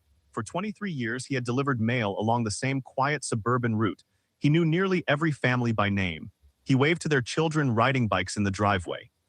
And every December, residents left small holiday tips inside greeting cards for their trusted mail carrier. But behind that familiar routine, something else had been happening. For 6 years, every personal check that passed through his hands was quietly photographed, 3,412 images, each one carefully cataloged. Each one sold to a fraud ring operating out of a storage unit just 40 meters away. By the time investigators uncovered the operation, nearly $2 million had been stolen.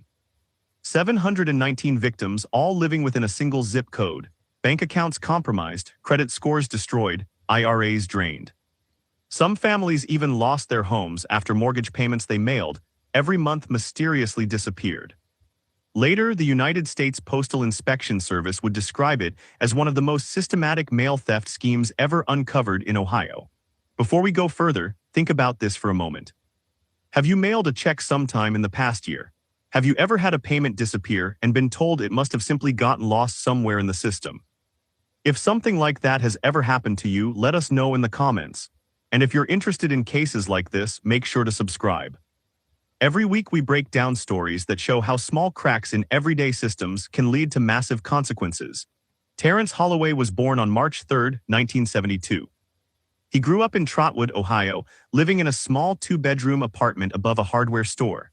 As the oldest of 3 children, he shared a bedroom with his younger brother until he was 16. At 15, he got his first job bagging groceries at a Kroger supermarket, earning $4.25 an hour. Half of his paycheck went directly to his mother to help cover rent. He graduated from Trotwood Madison High School in 1990. His grades were average, but his attendance record was perfect. In his senior yearbook, he wrote a short quote that captured his mindset: "Work hard, stay steady, good things come." 4 years later, that good thing finally arrived. In 1994, a cousin working at the Dayton, Maine post office mentioned they were hiring new carriers. I don't think I played Terrence this applied on a tonight, guys. Thursday. 3 weeks later, he took the civil service exam. He passed on the first attempt with a score of 87. On September 6, 1994, he started working as a part-time flexible mail carrier at the Kettering branch. Starting pay, $11.40 per hour. Full benefits after 90 days. A pension after 20 years. For Terrence, it felt like stability. It was more money than his father had earned working at the factory. And it offered something his family had rarely experienced: long-term security. His supervisors noticed him early. Years later, when investigators reviewed his personnel records, the first performance evaluation still sat inside the file.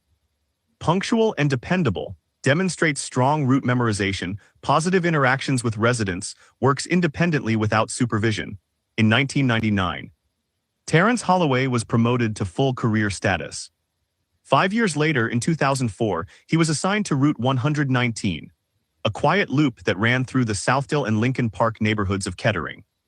The route covered 462 delivery points across 11.8 miles, 312 households.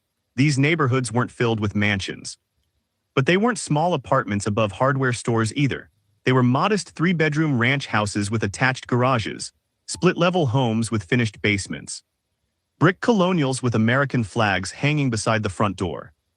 The residents were teachers, middle managers, small business owners, and retirees who had spent decades working to build stable lives. And almost all of them still paid their bills by check.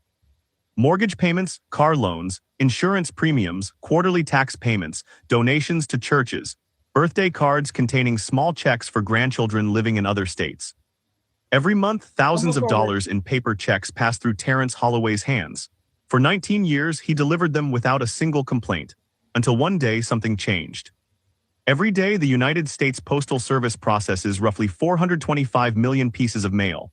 Letters, packages, postcards, legal documents, tax returns. And sometimes, envelopes containing handwritten checks sealed with nothing more than glue and trust. On suburban routes like Route 119, the local letter carrier effectively becomes the entire system.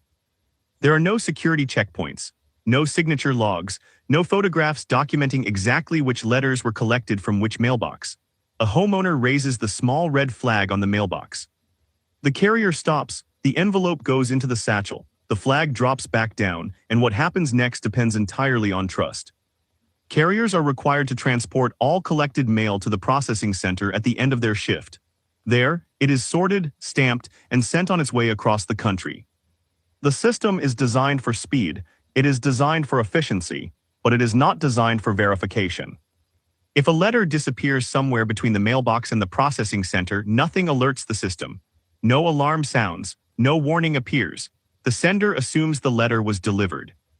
The intended recipient assumes it was never sent, and the Postal Service has no record the envelope ever existed. In the end, the entire system relies on one thing: the integrity of the carrier. And under federal law, that integrity is supposed to be absolute. Terrence Holloway. Okay, the mailman video. Another short one here.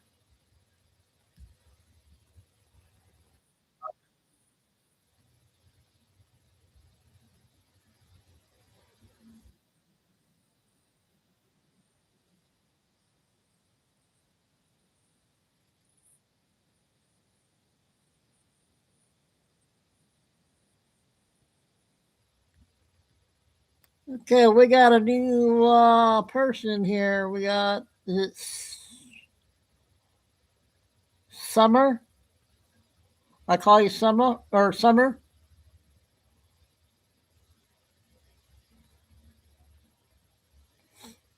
Can I ask what state you're from? I'm from Michigan. I've been going this. I don't know how long you've been following me, but been doing it for 6 years. My times now are different times, so I come up whenever. But I'll probably do 2 shows. But that mail video, that was something. I think it's every state.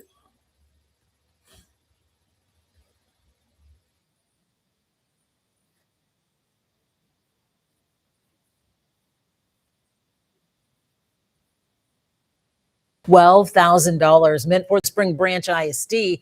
That's after dropping off her check at the U.S. Post Office. There are solutions to this problem and steps you can take to avoid losing money. Troy Kless joins us now with what we need to know. Troy? Yeah, Mia. One woman says that she spoke with the recipient of the check after she dropped it off here at this post office to pay her taxes. And she called the recipient and learned that there also may be other victims. At the post office in Spring Branch, many people doing business include Christina Valley. Well, you think you're doing the right thing by walking it into the post office and not just dropping it in a box somewhere. Her husband checked their account on Friday to see if their property tax check cleared when they realized something was wrong. It was kind of a panic. There, what else have they gotten into from our checking account? You know, I mean, you just don't know how far it could go. After hours of scrambling to protect their information, there was some relief. The bank was very cooperative. They were really great. They handled it well and said, you know, we filed all the fraudulent claims and charges right then. KHOU 11 reached out to the U.S. Postal Service for comment. They did not respond yet to our questions, but asked for Valley's contact information to follow up. Besides filing checks online, there are other measures to protect yourself. The American Banking Association says you can protect checks by using pens with indelible black ink. Don't leave blank spaces in the payee or amount lines. And Valley hopes others remain cautious with their money in the future. You feel very vulnerable. You hope and pray that they don't keep our address because the address is on the check. So obviously your home can be at risk, but you know, you just want to make sure that it's taken care of. I also did reach out to the Spring Branch ISD for comment to see if they're aware of the issue, and I have yet to hear back at the moment. Reporting live in Spring Branch, Troy Kless, KHOU 11 News. So very frustrating for so many people now dealing with this issue. Troy Kless with the advice to take. Thank you. Okay, I think that's what Ann was telling me about that. Mailing the check in the mail and lose it, you know. They're taking it. Okay, what do I got here? I got this one I'm going to play. We'll get that one. Let's play this one here.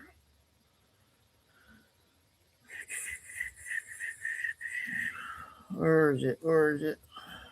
Oh, wait. We got Patriot Princess. I'll get that a little bit.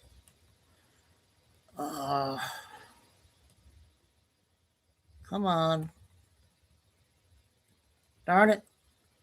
Well, let's get the Dallas news out.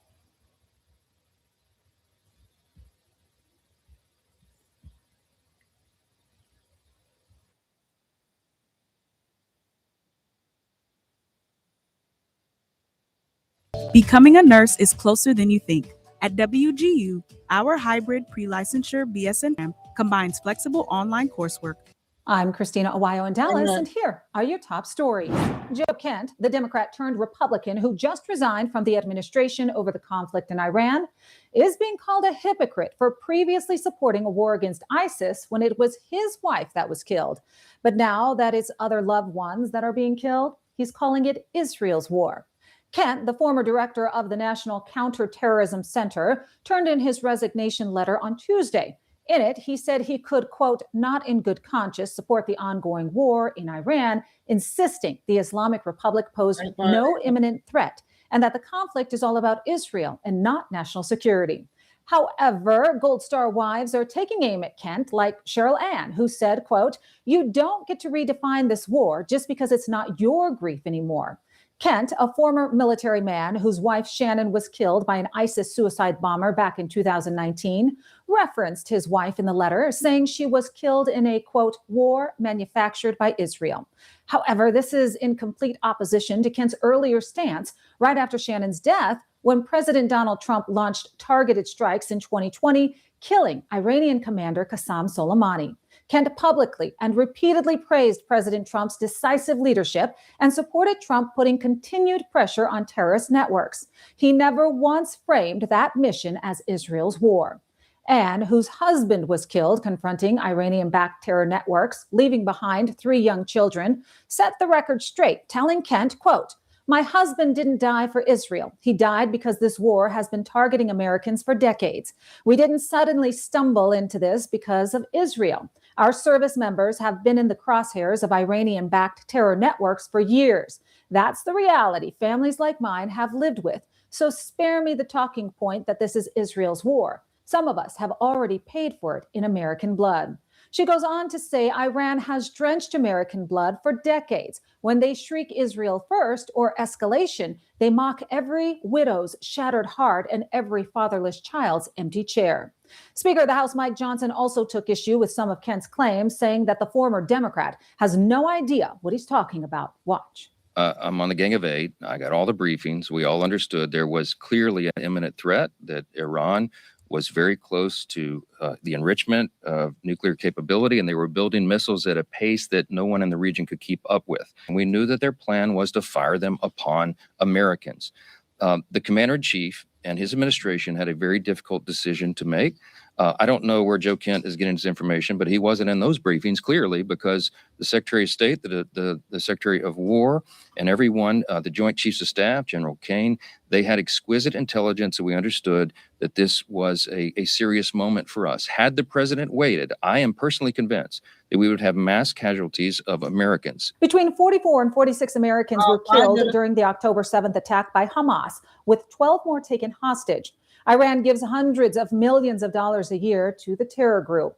All right, here are some fast facts for you. Iran has waged a shadow war against the United States for more than 4 decades, using proxies to kill Americans while pursuing nuclear weapons.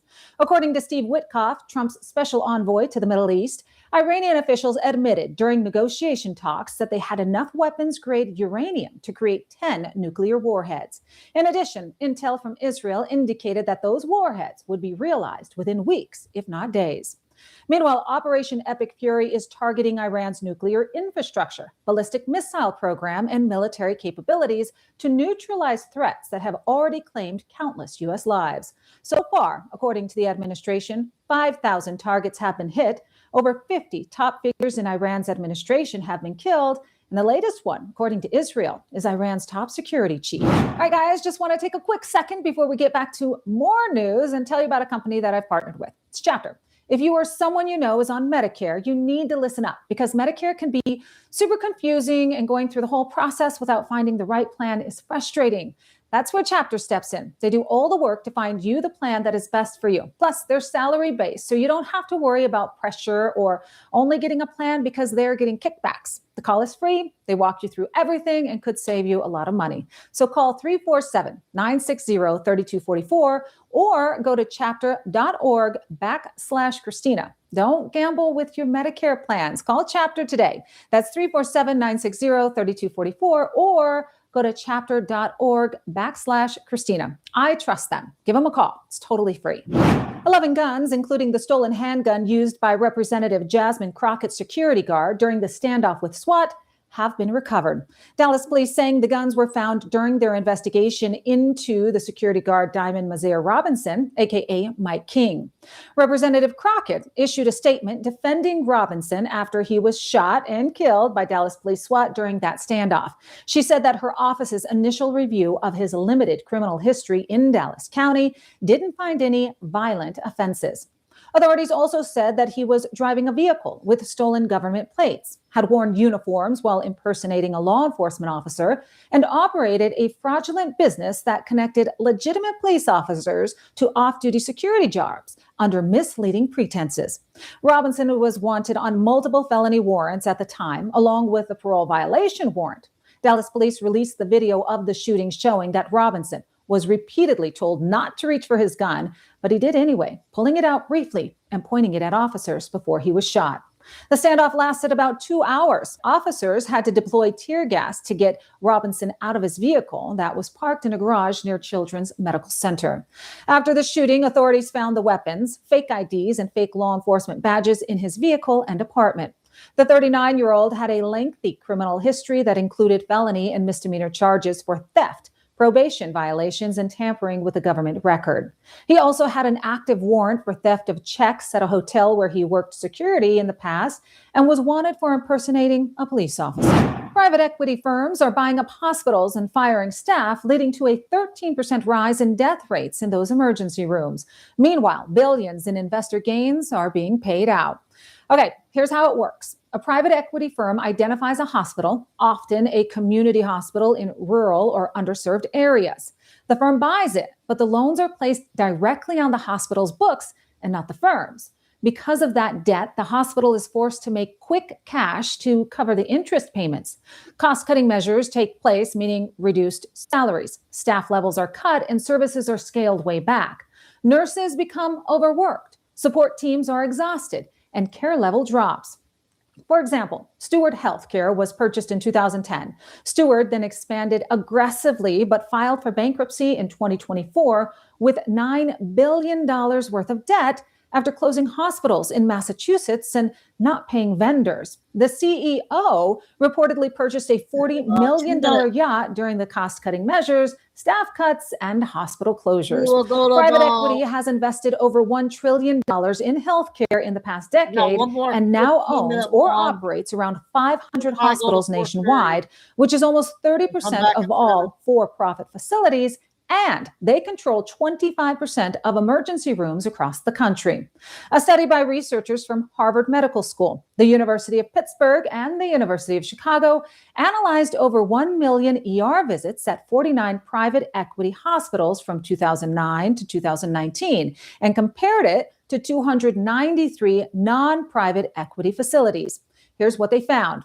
Emergency room salary spending dropped 18.2%. Intensive care unit salary spending dropped 15.9%. Hospital-wide full-time employees dropped by nearly 12%. ER deaths rose 13%. There was a 2.7% rise in deaths post-operation, 25% rise in hospital complications like infections and falls. In cases like Prospect Medical Holdings, owned by Leonard Green and Partners, aggressive expansion because of the $1.6 billion in debt they racked up led to service cuts and closures. Meanwhile, investors pocketed between $645 and $658 million, including $424 million to Leonard Green shareholders in dividends and fees during service cuts, layoffs, multiple hospital closures in Texas and Pennsylvania, and Chapter 11's bankruptcy, which was filed in January of 2025. That's what you need to know. In Dallas, Christina Awaya. University of Phoenix. Okay, the Dallas news. Well, Billy Bean just came out, Carol, 12 minutes, so I got two more 15-minute ones. And I got a 9-minute one I want to play first. Fighting on this one, I'm not sure on. Oh, so much intel to get out.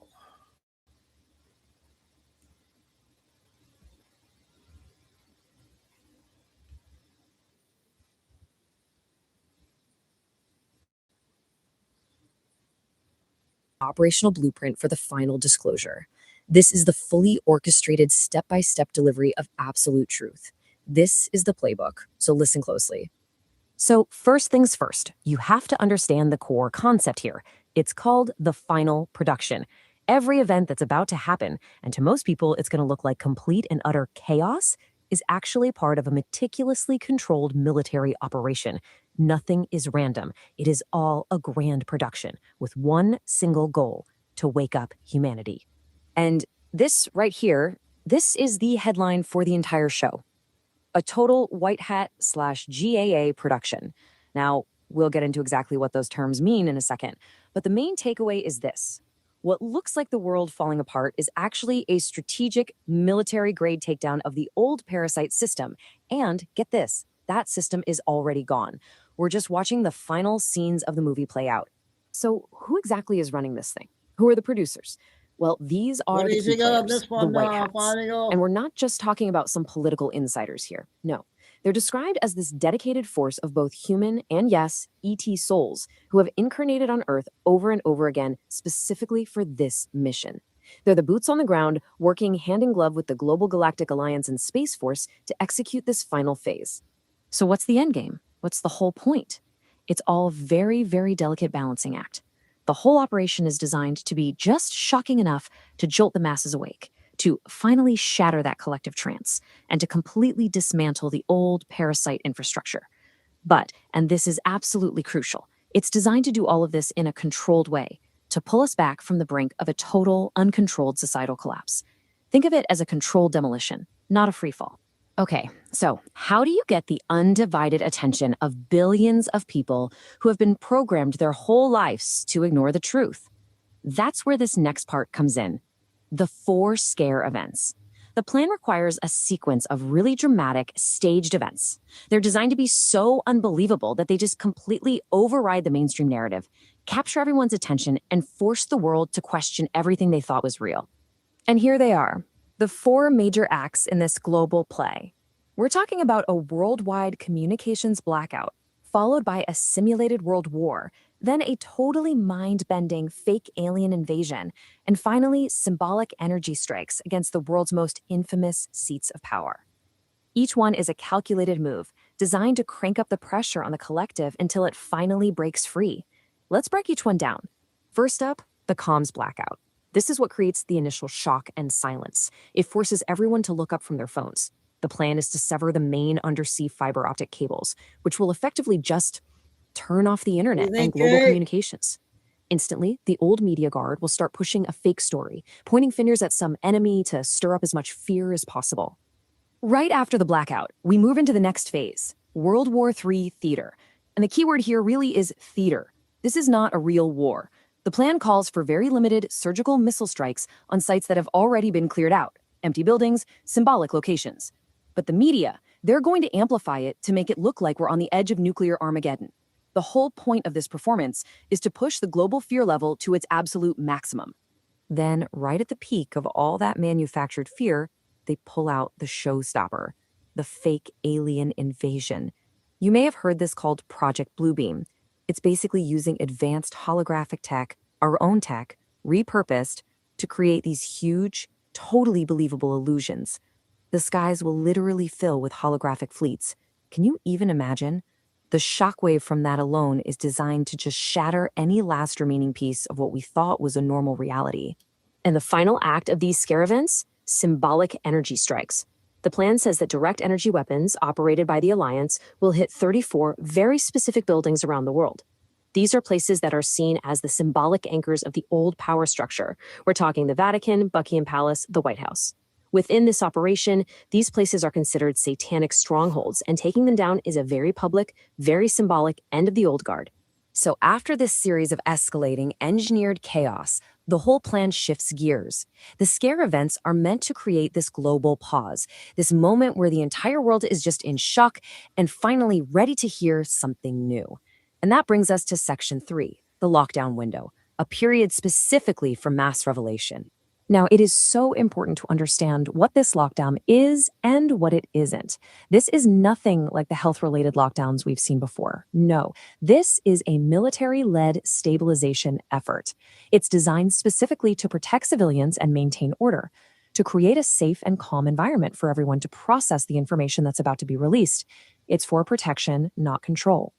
So, during this 3 to 10 day lockdown, the Emergency Broadcast System, or EBS, is going to be activated globally. It's going to take over every single TV, radio, and online channel, and for 72 hours, or maybe even longer, it's going to broadcast a series of pre-made, high-def documentaries, and these will contain irrefutable proof of everything that's been hidden: the election fraud, the industrial-scale child trafficking rings, the satanic rituals of the elites, and all the evidence of their bloodline control.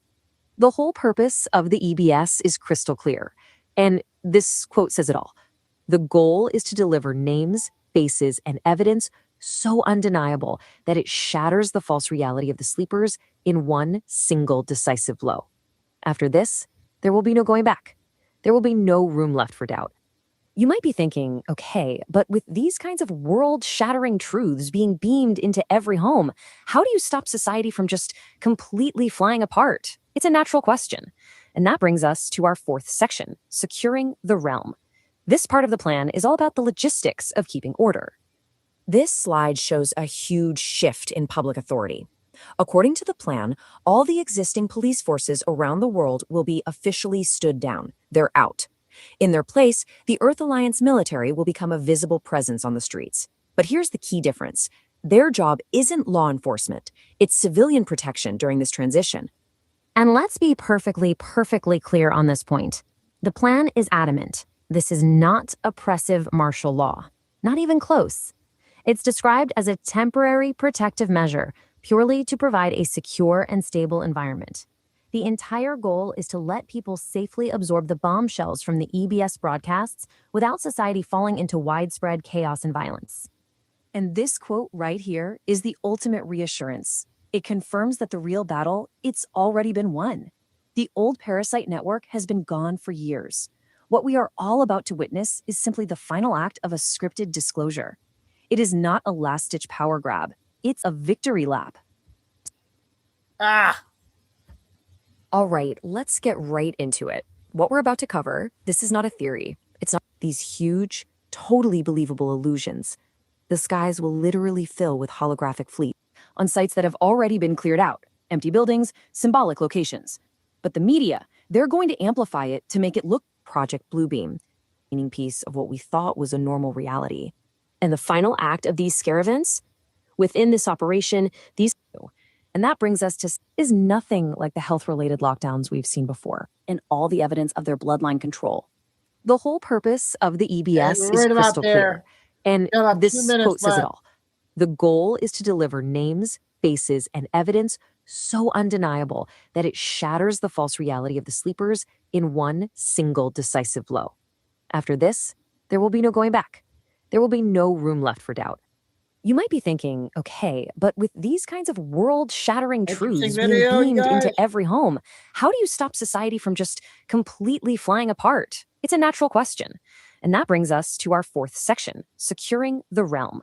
This part of the plan is all about the logistics of keeping order. This slide shows a huge shift in public authority.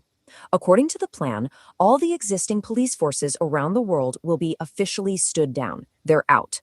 In their place, the Earth Alliance military will become a visible presence on the streets. But here's the key difference. Their job isn't law enforcement. It's civilian protection during this transition. And let's be perfectly clear on this point. The plan is adamant. This is not oppressive martial law. Not even close. It's described as a temporary protective measure, purely to provide a secure and stable environment. The entire goal is to let people safely absorb the bombshells from the EBS broadcasts without society falling into widespread chaos and violence. And this quote right here is the ultimate reassurance. It confirms that the real battle, it's already been won. The old parasite network has been gone for years. What we are all about to witness is simply the final act of a scripted disclosure. It is not a last-ditch power grab. It's a victory lap. So we've walked through the whole global plan, from the scare events to the lockdown to the truth broadcasts. But that brings us to the final and honestly the most important part of this whole thing, your role. This is where the plan becomes personal. This is where you become a key player on the board. And so this slide asks the most important question for anyone who's hearing this. When the world is in shock, when that AI scaffolding, the automated social and media programs that run the old reality, when all of that starts to crumble, what are you supposed to do? What's your job? And here it is. This is your mission directive. Your role isn't to argue. It's not to try and preach into the noise. Your job is to be a lighthouse, a point of stability, calmly holding your ground, being that beacon of calm and clarity for everyone around you who will be totally lost in the storm as their entire world shatters. This one. So, this one was okay. This is your final instruction, and it's the most powerful part of the entire plan. When the time comes, the most impactful thing you can possibly do is just stay calm. Anchor that frequency of truth. Be the lighthouse for your family, your friends, your community. This was the plan all along, and now you know your part to play. Okay. Something different there. So I got 215 or 115 and 112. That's Billy. Then I got something that just came out with Pam Bondi.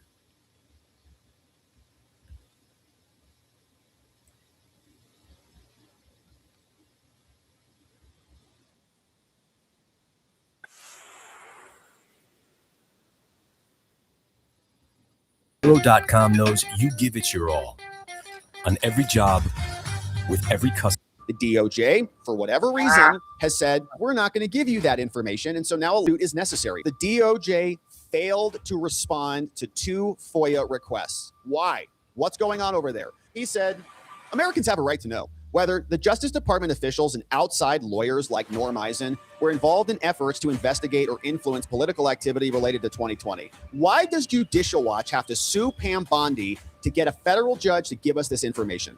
And look who signed this document. Dun, dun, dun, dun.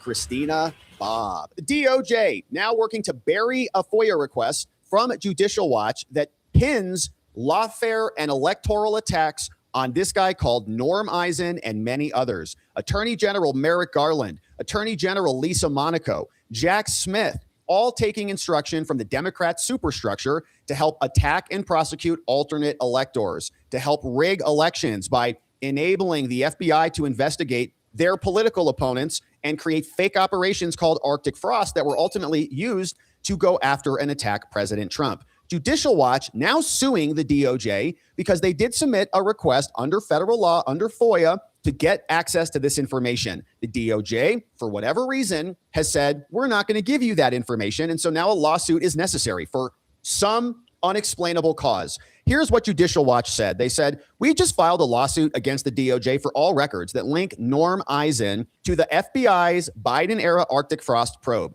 specifically involving the Criminal Division, the Office of Information Policy, Merrick Garland, Lisa Monaco, who was covering up and obstructing as a co-conspirator for Hunter Biden, and Special Counsel Jack Smith, who was an illegal U.S. prosecutor for whom there have been no consequences at all. Judicial Watch saying, we're now suing. Here's the background. Announcing a lawsuit under FOIA against the DOJ for all records linking Norm Eisen to this corruption. The Arctic Frost investigation, if you are unfamiliar, was an FBI probe that was opened back in April 2022. Joe Biden stole the election. They came in, they said, perfect. We're going to use the DOJ to go out and attack 430 Republicans, all of Trump's deputies and everybody on the right side of the aisle, including campaign committees and the RNC. They went after records and metadata from Trump and at least 10 Republican senators. All of it was gobbled up, transferred over to the special counsel, Jack Smith. They said he was an independent counsel and he was doing his own investigation. And of course, he wasn't. He was inheriting all of the lawfare that was bundled together by Joe Biden, his political opponent.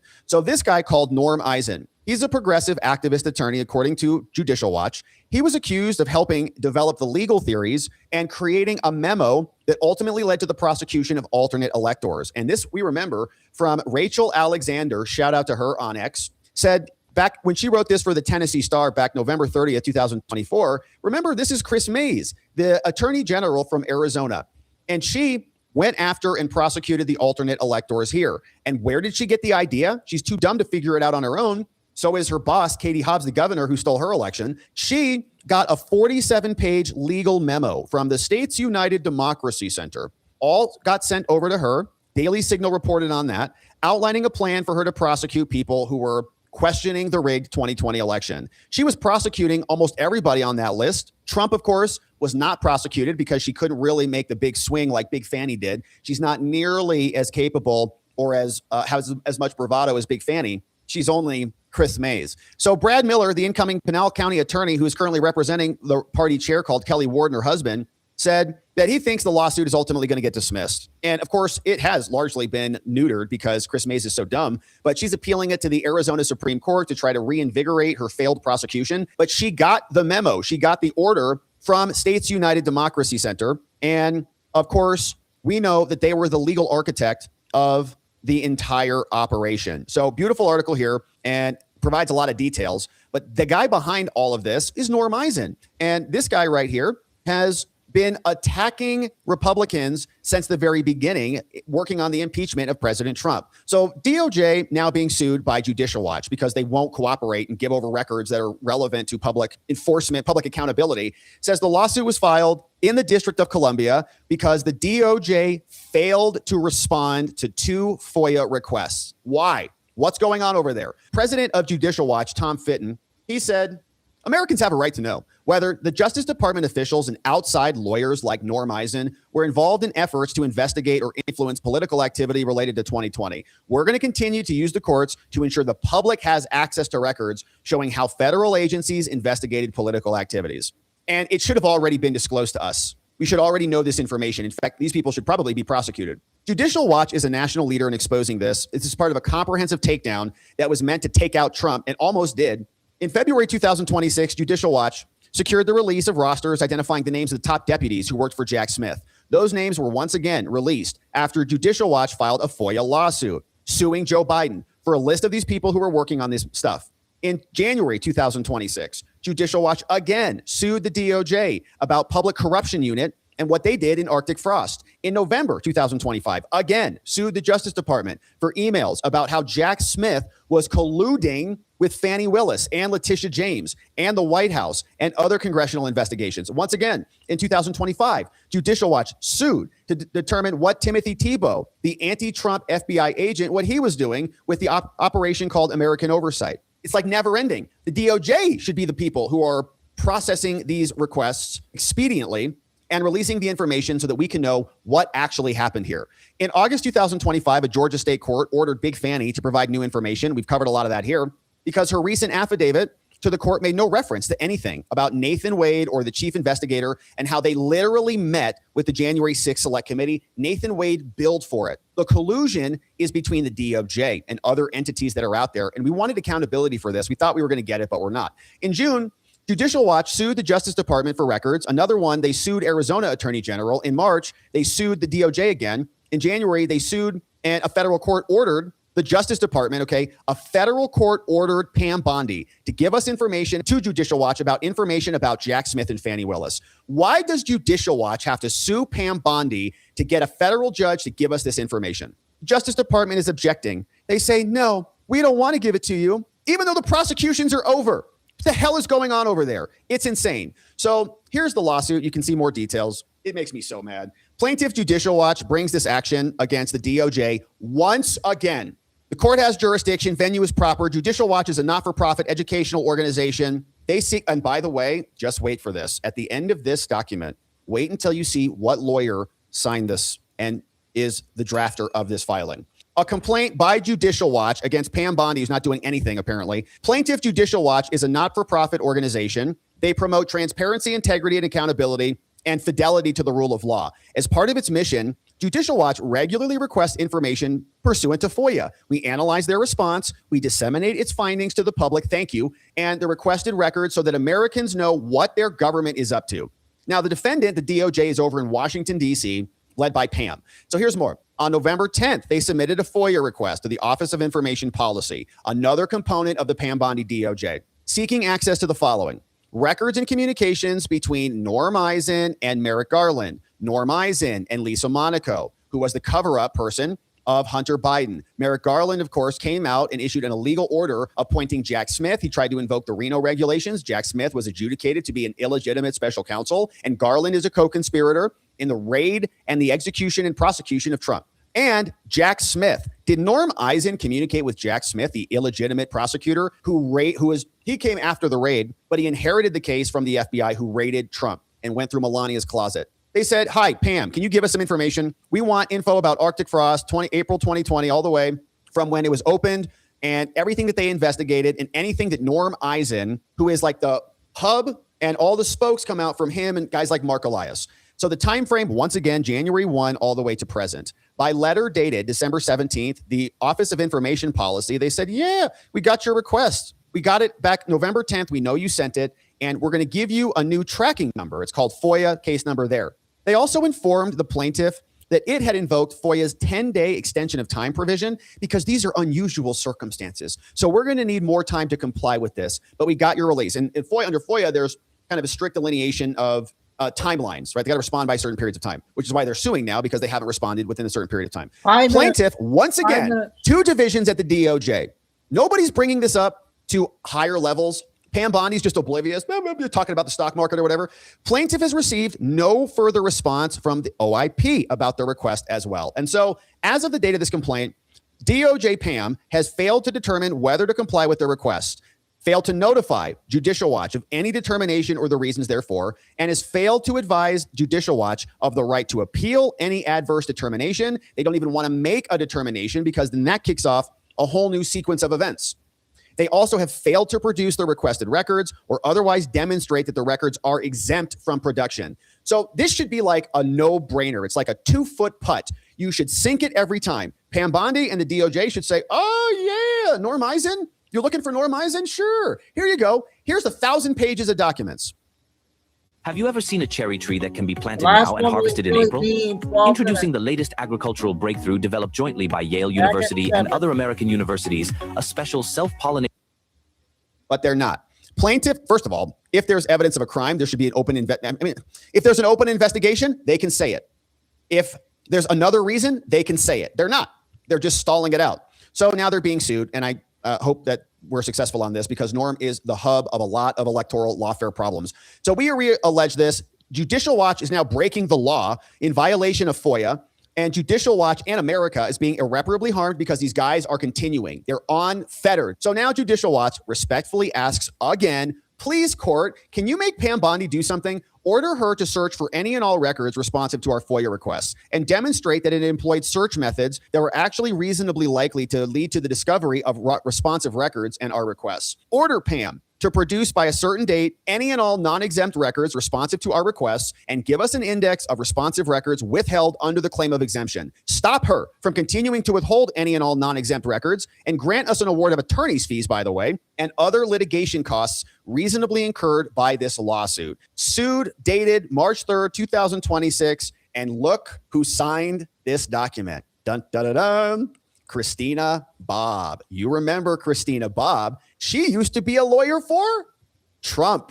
She was the custodian of records back during the Mar-a-Lago raid. And Christina Bobb, as we know, was actually arrested, indicted, and mugshotted in Arizona. And she took it with a lot of fun. She posted this after her mugshot was released. Christina Bobb, new profile pic, now joining Judicial Watch and suing on behalf of America. She knows, in other words, where the bodies are buried and knows what is out there. And so we're excited to see that she is now in the fray on this. This is Norm Eisen colluding with Jerry Nadler, who might be one of the dumbest people in Congress. He waddles around. He's been there forever. He's retiring now. But it's the man behind the curtain. They create these documents. They pass them off to their blue allies who actually have power, and then lawsuits fly. Here's an example of some of them. AFL, America First Legal, their investigation has revealed that numerous blue states are weaponizing courts to obstruct Trump. We've been covering it here for over a year now. Since the new administration started, from day one, they were under judicial coup and judicial attack. AFL has also filed public records requests with state agencies across the country, seeking evidence related to the harms these states have alleged. The results are staggering. State after state has either admitted they have no records to support their claims, or they're failing to respond completely.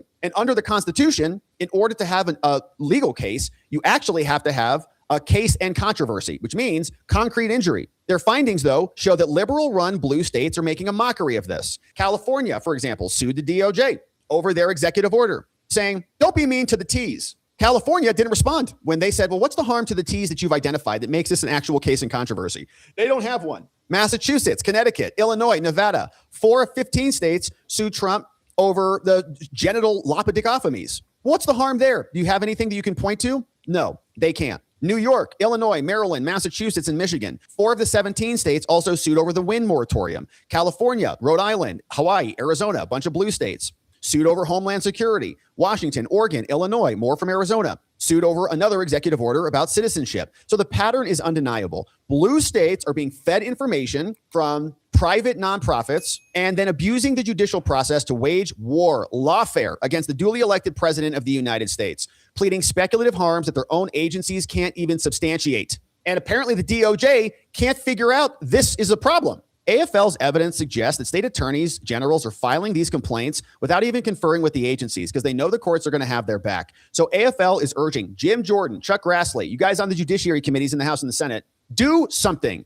Use your exclusive jurisdiction over the federal courts and the administration of justice to investigate this. At least release the records, for crying out loud. And again, like anything, if our own Justice Department can be used to steal elections and to prosecute political opponents in America, that's not a free country. That is an abusive kleptocracy where the people who steal the positions of power govern all of us. And we have been demanding an end to it for a long time now. So we are very grateful to Judicial Watch. Thank you for suing again. Hopefully those records are released soon and we'll be here to cover them. Okay. Pam Bondi news. All right, the last one, and then take a dinner break and back at 7. 12 minutes, second Billy Bean.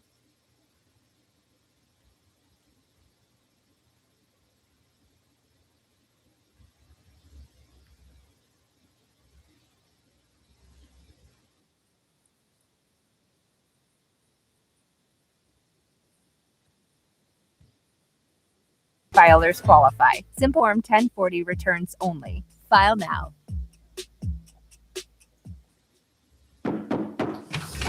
Hello, hello, hello. Welcome to my new chapter. Sitcoms are back. Welcome to Truth by Billy Bean, March 18, 2026, time in Texas, about 2 p.m. A flash update. We have our third U.S. military base now under threat. We have MacDill base located in Tampa, Florida, home of CENTCOM. The CENTCOM is the military group that is calling the shots in the Middle East. We have now heard a shelter-in-place order has been put in place in the last 30 minutes. We don't have more details at this point in time, but this follows yesterday threats to joint McGuire Base in New Jersey and a shooting incident at Holloman Air Force Base in New Mexico. So it's good to be in prayer for the U.S. military. And we have this from Promethean Update. President Trump has already made a public statement regarding the U.S. getting out of NATO, and that this has been some time in the coming, going back to 2025 when Vice President J.D. Vance addressed the European Union and NATO, explaining that it was being taken down from the inside. And we have this. It's now believed by the U.S. government and U.S. military, U.S. intel, that the European Union is actively sabotaging peace talks between the U.S. and Russia regarding Ukraine, and is now actively sabotaging efforts to bring about Middle East peace by conspiring with the deep state financial hub in London to keep oil prices high. So that's going on. We have from 2CTV what's going on in Iran today is that armed Iranian citizens are now acting against the IRGC Basij group. The Basij group is the one that machine guns down Iranian citizens in the street We now have a number, 43,000 have been killed in the past several months. And we have this, that Israel is now actively working to take down the Iranian mullahs. And today, Israel has taken out an Iranian intel leader, Ismail Khalid. And that we have also reports inside Iran that the Basij group is also taking their uniforms off and fleeing after the Iranian citizens are armed and moving against them. We have this from U.S. intel that in the past hour or so, the U.S. and Israel have hit a massive natural gas facility in Iran that powers up to 80% of Iran's electric grid. The South Pars natural gas facility has been hit, plus a... Hey, Samantha. Yep. So I got all my stuff done and tell Kate, everybody at the beginning of the show, that I'm having too much fun doing this, so I'm going to be doing 2 shows again. I'll take a dinner break back at 7. We did a 36-minute Billy earlier and a bunch of other good stuff. So this is the second one. Uh-oh. And, yep, there's too much intel. I'm watching my sports while I'm watching or doing this. Oh, shoot. Another natural gas facility, Al-Sayah plant located near Bashir in Iran. So that's going to take down about 80% of Iran's electric grid. And we have this. It's believed that Iran is retaliating against Israel for Israel's hits on a mullah leader, Laurajani, and a Basij leader, G. Soleimani, yesterday. And that Iran is now hitting facilities in Saudi Arabia, Qatar, and UAE. Within the last hour, Iran gave a warning to these Gulf state neighbor countries, Saudi Arabia, Qatar, and UAE, to evacuate certain areas believed to be on the list by Iran to be hit. And we have this, that Iran is now trying to say to any ships or tankers that Iran allows to pass through the Strait of Hormuz that they can only pay in yuan and not U.S. dollars. It appears this is setting China up as a de facto security guarantor for Iran.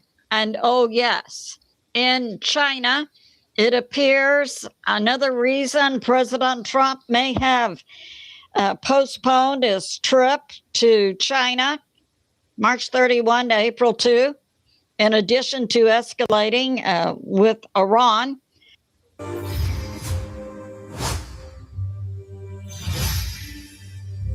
Choose your role. It could be that a possible coup is in the making in China to remove Xi. And we have this from Navy media. Iran is currently hitting Israel with cluster bombs. They hit Tel Aviv in the last 12 hours and killed two elderly people in their apartments. And it's believed Iran is retaliating for the deaths of Larijani and Soleimani. And we have now the U.S. escalating, dropping 5,000-pound bombs along the southern coast of Iran, bordering the Strait of Hormuz. And we have CENTCOM making this statement that 5,000-pound bombs are now being hit along Iran's southern border to take out Iran's hardened missile locations on its coast near the Strait of Hormuz. And that CENTCOM also states the U.S. military is targeting Iran's south coast and taking out hardened facilities, and also taking out Iran's anti-ship missile locations that pose a threat to the Strait of Hormuz. The 5,000-pound bombs being used are GBU-28. CENTCOM's Admiral Cooper says the U.S. is escalating to take down also Iran's manufacturing facilities for both missiles and drones. Now, CENTCOM is located at MacDill Base in Florida, the third U.S. base just within the last hour that is now under threat and has put in place a shelter-in-place order. We have information about the Ford Carrier Strike Group. Yesterday, there was a fire on board that burned for 30 hours, believed to be in the laundry area that has taken away the berth or the sleeping areas of up to 600 sailors on the Ford. The Ford was operating in the Red Sea to protect shipping in that area. The Ford is now withdrawing from the Red Sea to go to port for repairs. The Ford is in the process of a 261 consecutive days of deployment. So it's going to be out of the Red Sea. And we have this. We have the Gulf states within the last 24 hours have been able to repel Iranian drones and missiles. We have Qatar, and UAE and Saudi Arabia repelling drones and missiles fired from Iran. We have that the Gulf states and the Middle East press the U.S. to finish the job and neutralize the current Iranian government and military. And we have this, that a statement was made in the last hour by Israeli Defense Minister Katz that Israel has taken off all chain of command process for Israeli pilots who have been given a hit list, and the pilots have been given the go-ahead if they see the person or location to be hit, go ahead and hit it. They've done away with the chain of command process where the military had to go to the government to get okay to hit an individual or location. So we see Israel taking off the gloves. This concludes my flash. It's good to be in prayer for America, President Trump, the U.S. military, and world peace. I love you, and I'll see you soon. All right. We got 2 men, Billy. See if she comes back tonight. So, our first show, a lot of good stuff. No long ones. I did have a 30-minute Mel from last night. I don't know if you guys want me to play that tonight or not. She had a short one. So if you guys want me to play it tonight, I will. So everybody have a good dinner and back for the evening news. And welcome the new person we got in chat, Summer.